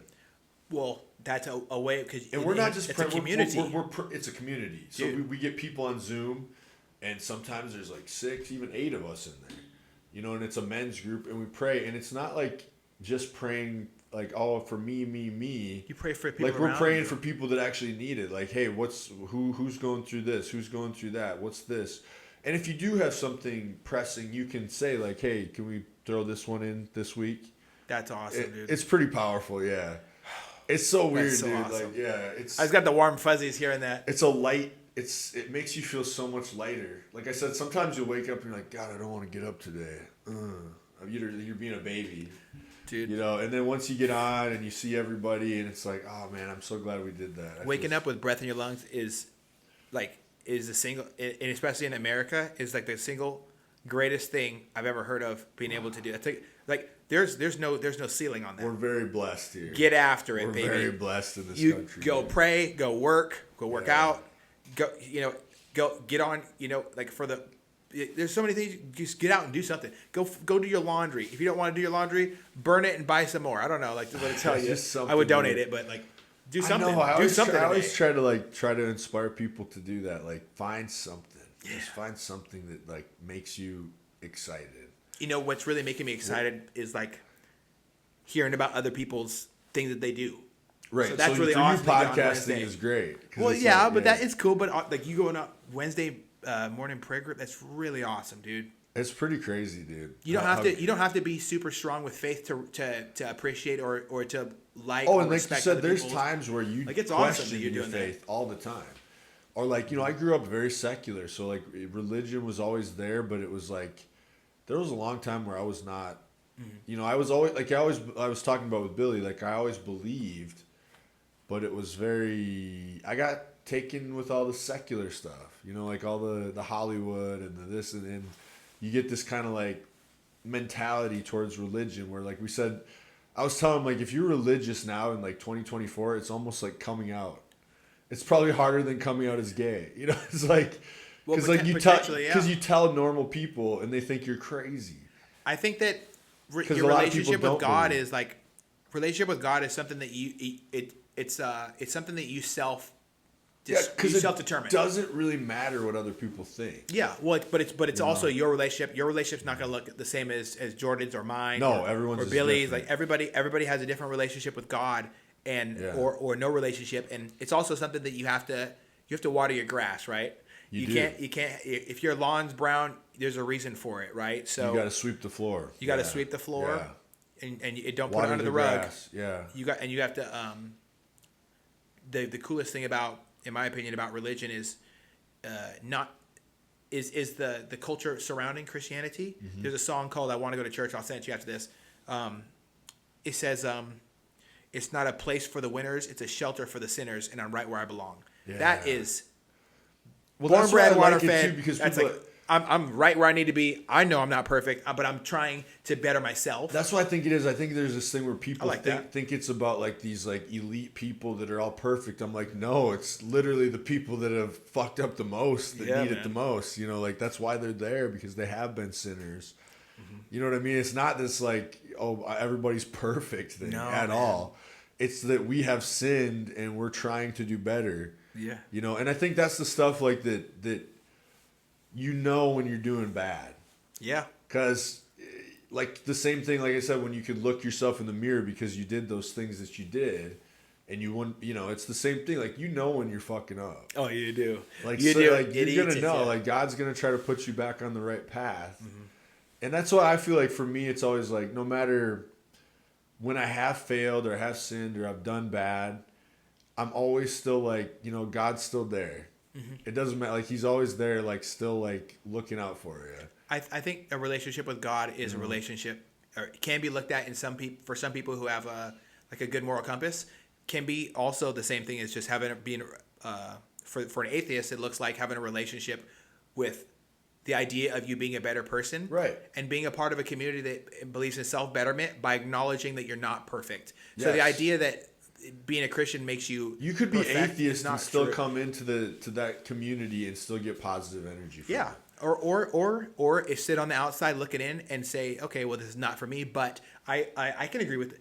You want to be a better person. You want to practice acknowledging that you're not perfect, and you want to care about your community. You want to create a program that tells the kids, hey, we need to have good moral prudent decisions. I like it what you said though. It's that you're admitting that you're not perfect. You admit that you're not perfect, right? Yeah. And I think we can all start. That's a great way. I'm not saying everybody needs to seek a religion, but you know what? Fucking around with current politics, only God can help us now, man. You know what I'm saying? And that's a pretty inappropriate joke, but it's a truth.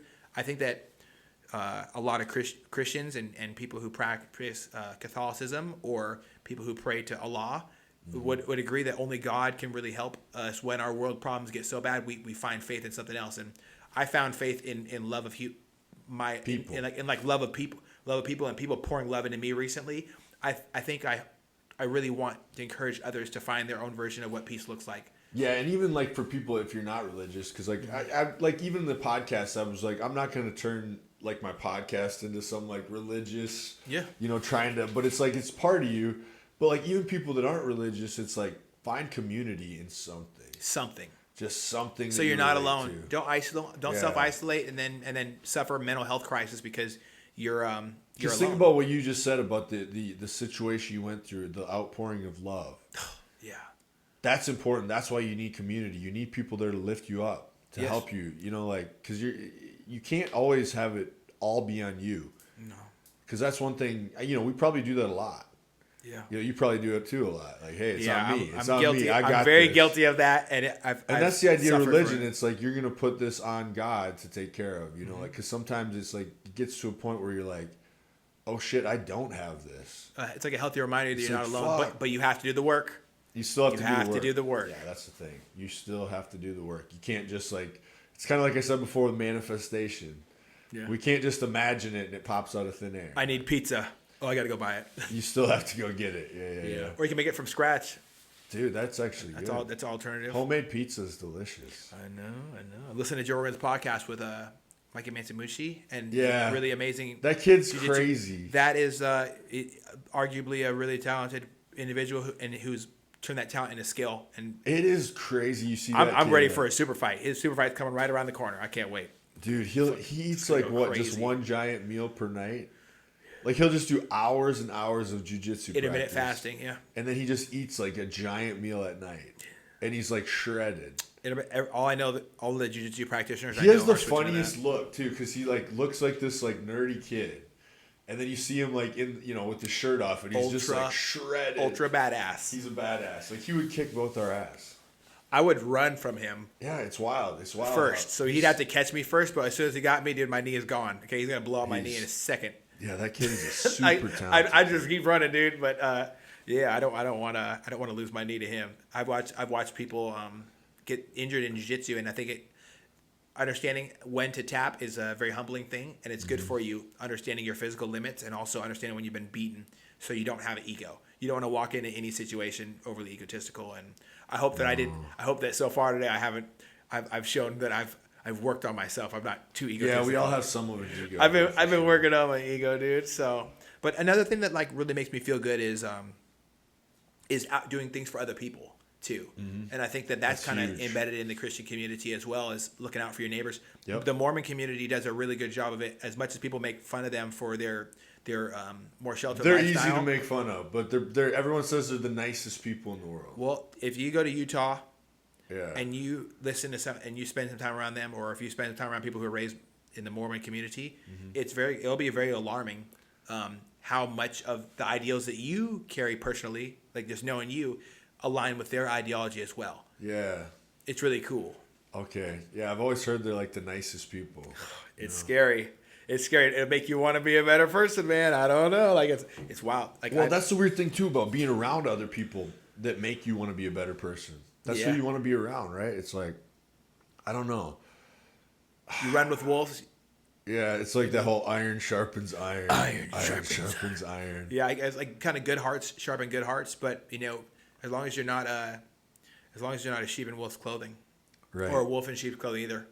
Both those. Well, are bad. that's like that is politicians, right? Like the whole thing. Like, I swear, if you elect me, I won't eat you. Like, I'm gonna do a good job. I'm gonna do. Trust in me, dude. I miss doing the Trump impressions. Come on. Well, I actually miss Biden being in there because it was more fun when it was like just too ridiculous. You had Trump and Biden. You could make fun of their. Dude, both those guys. Come on, man. We're doing the thing, man. Come on. We gotta do the thing, man. You gotta. If you don't know whether to vote for me or Trump, you ain't black. You ain't black. Dude, that was. Come on, man. That was like the. Come on, Charlemagne. The single-handedly most frustrating thing I've ever heard from a politician. Dumbest thing I've ever heard, dude. God, what a racist POS. It's so stupid. Racist oh my God. POS. Because everybody like that thinks the same. Oh God. Yeah. Dude, that stuff drives me nuts when people put people in boxes based on their like the demographic that they're in. Yeah. Whether it's whatever race they are, you know, oh, all Hispanics think like this, all gay people think like this. It's like, no, they don't. No, they don't. No, they don't. They're human beings just like everybody else, and we're way too obsessed with this like skin stuff. It's like if you start thinking about people as individuals, who they are, that's when you connect with people. Stop like, oh, you like, I did not like that either. And I don't like when they do that to any demographic. No, it really bothered me, and it still bothers me to this day. It's like one of the most disgusting things I've ever heard said on any media platform in my life. Just, especially the way it's like, it just take for granted that vote. No, like who the fuck do you think you are? You know, I know so many black people who are huge Trump supporters. I know a lot. Like so many, dude. Yeah. And they're like, I don't give a fuck. You know? They're like, I like this better. You know. Yeah.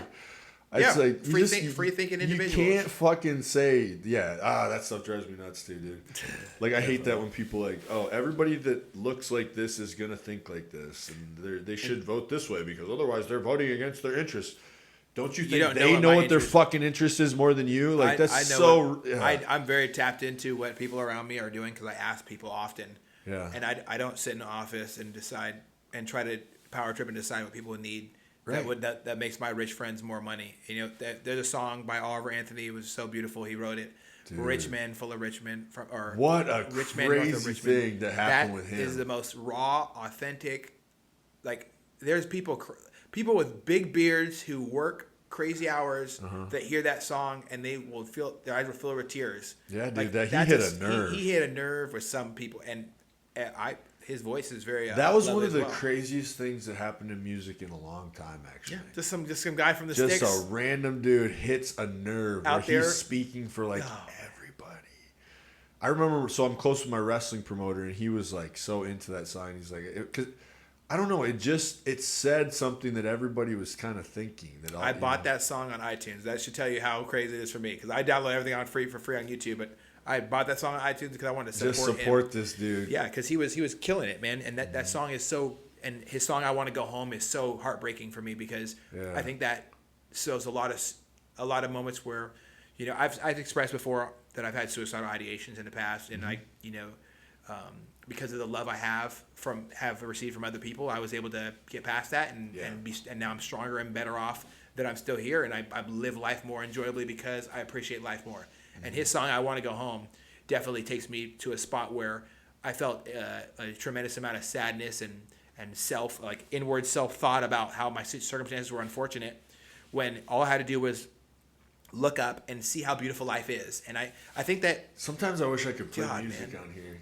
Well, so you know, we can't because they'll take it down. But I'm name dropping songs. But we can listen to them later. People got to look them up, dude. So that one's probably about suicide. Well, it's about things like I want to go home. Like talking to God. I want to go home. It's like, you know who else I really like is that what's his name? The really big fat dude. Oh, Jelly Roll. Jelly Roll, dude. Like he has that song. He's lost weight too, though. I just love he's that crushing guy. it. Like he had that song. It's like somebody save. Yeah, it's called "Save Me." Me from myself. Dude. Oh, dude, that song makes me fucking cry. He makes a lot of good songs. There's a song that's really got me. I think one of the most beautiful songs that's really got me through this trying time for me personally is "Simple Things" by Teddy Swims. Okay. And it really, I'll say it, that's like the first. I'm gonna play as soon as we're off here. I'm playing it for you. You're gonna be like, damn, man, it's a really good song because those songs are powerful, dude. Mm-hmm. And it reminds you how the smallest things can get you through the biggest times. And I think especially for veteran community, like a lot of suicidal ideations come along with the thought of, you know, not having a direction or a purpose or a community or all the things that we've talked about here today. And shit, dude, you just got me all like thinking about all these songs that hit. How many songs are out there that can save lives? There's a song by Shooter Jennings called "Born Again," and it's got this line like it's like Mama said all I needed was within. It's true, but things were easier back then. It's true, man. Feels like I'm shedding off my skin. It's so good, dude. It's like I'm being born again. It's so good, dude. I love that. Yeah, but I just like that line, like Mama said all I needed was within. You know, it's like it's in you. It's like And I think that's what it's what we were talking about earlier. Being real. who you need. Be who your you own need. hero. Yeah. It's hard to do that though when you're in the moment. I sat down with three really awesome vets recently on my show, and we talked about well, I don't even call it my show. I think that sounds stupid. Like it's their show. It's whoever guests. It's never been my show. Like one episode was my show. Very prolific. It's like very like 120 some episodes. It's amazing. Thanks, man. It's like I call it my guest show. Every time I have my guest on, it's about them. Yeah. So they like their lessons they gave me was overwhelming. So I would say the guest is the star, and you learn. I just sit there. That's why we're lucky when we do podcasts because we get to like people. Yeah, we get to actually learn from all these people and like expand our own, point of view, basically. Mm-hmm. And the things they give me are amazing. Like I didn't have the perspective, and that I got called out recently by my good friend Josh Wielden, and he told me that I tell people all the time, take care of yourself, but I'm not taking care of my VA disability. I have officially started my VA disability claim, and I'm doing my paperwork. I have to be a proponent of the things that I say, and I realized that I cannot be okay with being a hypocrite, and so I am taking care of myself. Because it's not easy all the time, right? Because it's hard to get it. So, one of my friends, a fellow coach or trainer at the gym, he just got his disability for the first time, and like he's so relieved because it is really hard for him because like he works all day. He's a trainer as well. And so he's at the gym, and you can just see like in his damages that he sustained, like you can see him.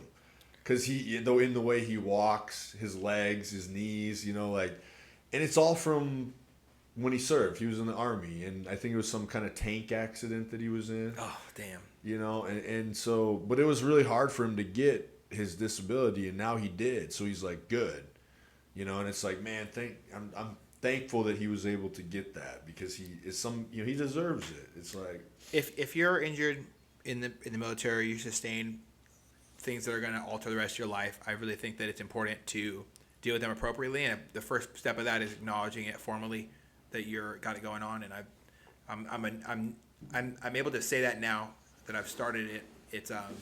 It's definitely it's scary to me because a lot of things that it's like I experienced were not a physical thing. Some of them were physical things, but a lot of them were just mental things. And I'm going to have to talk.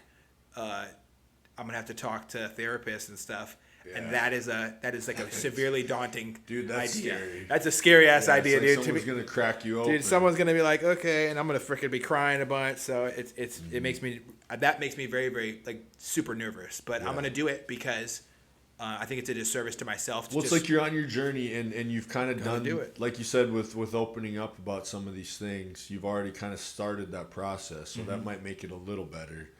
And I also want to be the best version of myself, like for my future kids, man. Mm-hmm. Like, how bad would it be if I just knew I had a problem and I didn't work on it? Yeah. For me, like I'm a type of person who's going to bother me every single second, every single day if I don't work on it. Right. So you kind of have to. So now we should talk a little bit about the fundraiser. Yes. So Eddie is doing a fundraiser, Squats for Soldiers. Yes, man. So do you want to talk a little bit about 100%, that? 100%, my brother. I'd love to. Thank you for giving me this space to talk about this. So each and every single year, my podcast, and for the first time now with friends, I'm going to be raising funds for local veteran agencies. I choose one every year. This year, I chose emerging veterans and players due to the profound effect they've had on people in my current circle. Mm-hmm. They've saved people around me from not having a purpose, not having a community, not having an identity when that uniform comes off. And I really do support their method of using fitness as a form of alternative therapy to crack open that shell we all wear when that uniform comes off, and getting us to open up and talk and kind of have that community again with somebody. Doesn't matter if we're in the Marines, the Air Force, the Coast Guard, Space Force, whatever. Like whatever branch we're in, we still have these. When we come out of it, we got to figure out what it's like, how to be return to the normal world again. And I think it's a lot easier to do when you have a community. It's a lot easier to do when you have you're working out in a group setting with people who have a shared story with you, and these things just bubble up. Like when you're sitting down after the workout for it's like a 30-minute workout, and then you sit down and you chat and having these conversations with people around you after you've kind of forced some of that dopamine in, forced some of that community in. Now I'm sitting down next to somebody who, we sweated a little bit. Hopefully we don't bleed during the workout, right? But things get crazy sometimes. Right. But like after I've sweated with somebody, I feel like I'm a lot more comfortable. Like we all just put in a little bit of work here. I can talk with you about the fact that that one of my best friends tried to jump off the back of the aircraft carrier when I was deployed. I can talk with you about not knowing how to connect with people after losing my dad when we were on bad terms when I was deployed. Like I can talk about my having very, very difficult times with transitioning out of the military. I can talk about how I decided to not drink when I'm upset. I can talk about my transition out of the military, and I've actually had people who I actually served with on the same ship as me come to the Seattle area to meet me at some of these meetings. And dude, to see this person just rip off layers of themselves and cry and talk and breathe and feel and laugh and be around veterans in a state where they can let off a little of that pressure. It's overwhelming to see firsthand. I brought my stepdad there. I've brought people who have spent over a year deployed in the Middle East, have lost friends. I've had people talk about in front of me at these meetings. I can't disclose their personal stuff, but they've talked about the hardest decisions they've ever had to make and the guilt that some people carry back when they come back to the United States. And some people have difficult time even connecting with their own kids. And they can find commonality sharing that with other people. Talking about military sexual trauma or difficulties combating, in my case, combating toxic leadership. I can find commonality with other people and we can kind of figure our stuff out. And me going there has helped me tremendously return mentally home from being in the military. I think that just because our body's back home doesn't mean the rest of us is. And for me to physically see the impact of that on my friends and to see the literal lives in my circle that it's saved, I want to do something to support them. So this year, I do it every year, but I squat one squat per dollar raised. And this year I have about a team of about 15. We're coming up on 20 pretty quickly because I had a lot of volunteers hit me up this week. People who want to also be a part of this. I have a couple gyms hosting events. And this locally. is going to go down at which gyms? Well, they're one of the events is going to be that title boxing down there in Miami because we're going multi-state with this year. I have a couple other. I have the Clickway on the 7th. Yeah, that's the one that I knew Athletics. about. Yeah, that dude's awesome. Brian is Brian's he's just amazing, and Miss Carly as well is too, and they're gracious enough to help jump on this idea. I think it's really important to support organizations that I've personally vetted this organization. I've looked at what they do. I know I've seen their impact, and I want to help that. I want to continue that impact, and if it can save one person from feeling like they need to they don't have a place because they have a place, dude, totally worth it. Right. And I love how they're expanding nationwide. I love how Randy Couture is involved. I love how Christmas Abbott's involved. I love how Nate Boyer's involved. I love how how just amazing individual. There's cool a huge dudes. list, Yeah, a huge list of people getting involved with this, and they're all. It's a true idea. I don't want to disclose too much information about different people that I've gone to events and helped fundraise for them and in the past, and it's so awesome to see people get so emotional because we all have this thing that we know about veterans. When they come back, sometimes their mind ain't there, or sometimes they literally left pieces of their body overseas. Yeah. And if I can do something to contribute to that, I want to do it, and I'm overwhelmed with the opportunity to do it. After 2022, when all my friends were committing suicide that I was in the Navy with, it was difficult for me to think of a world where I wouldn't find despair at every time I went on Facebook. And now to put something else on social media that's positive, me doing squats, my friends doing squats, trying to raise some funds money for an organization that really does it, totally worth it. And I hope that people hear this and inquire more. I'd love to talk more about it with anybody. It's a fully vested nonprofit that really does invest in our communities, and seeing the impact whether it's in Chicago or Las Vegas or Texas or California. Like my boy AJ is doing a great job in California of working and helping other people around him. There's a movie out. I encourage people to watch it. It's called Merging Veterans and Players, MVP movie. Oh yeah. Okay. It's really awesome. I'll send you that so you can watch it, man. But watching that really dialed it home with me. I got to watch it with my stepdad and sitting next to one of my heroes who left for the military after 9/11, sitting next to him while he's crying, dude. acknowledging that we all have some coming home to do. was overwhelming for me, and I That had to be a love big it, dude. moment for you guys to feel that, man. Yeah. Oh, dude, there's the waterworks, man. I knew it. I love that man, but it was so beautiful to see that because I grew up hearing him have night terrors and screams and stuff. So for him to see that he had work to do and we all have work to do to make sure that we're okay up here. Yeah, man. Totally How's he doing right now? You know, things come in waves, man, and he's doing better than he was, and I'm happy that I can say that confidently. That's good to hear. Yeah. So I hope that everybody can get on board with this fundraiser. It's something. It's a labor of love. It has nothing to do with anything but a positive thing. And I think we all need positivity, and we need to latch on to opportunities. And this is one of mine. And it's my opportunity to give back. It means a lot to you. Yeah. It means the world to me, dude.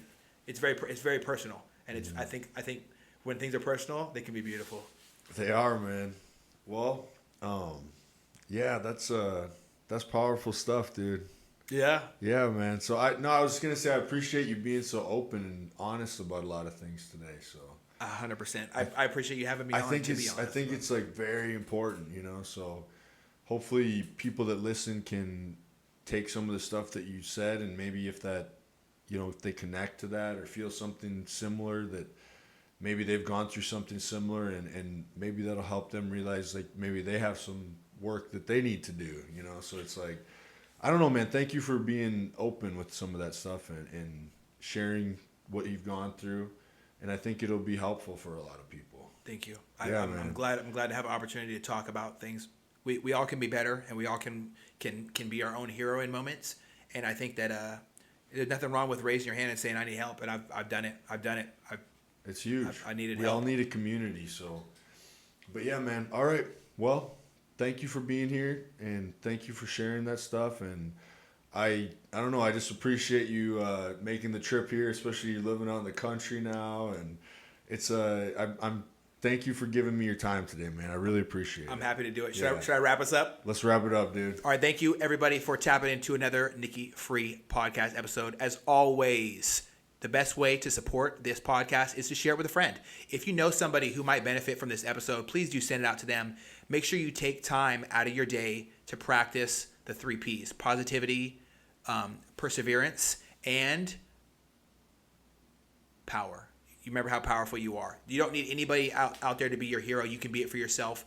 Practice the 3 Ps. Believe in yourself. And if you need someone to talk to about any topic that we covered today, or if you're in a dark time where you need someone to chat with, if anything, don't just look at yourself like you're alone. Look at your friends and maybe reach out to myself or maybe reach out to Nick, man, and let's keep this conversation going. This doesn't have to be just a podcast episode. It can be a little mini movement in itself. And if you'd like to get involved in our fundraiser that Nick is going to help me out with this year, please do reach out. I'd love to share more information with you and send you links and stuff like that. And thank you for tapping into another episode. Make sure to subscribe and stay tuned for the next one. And bye-bye. Yeah, bye, guys. Thank you so much, Eddie. We'll see you next time, bro. Much love, brother. All right, man.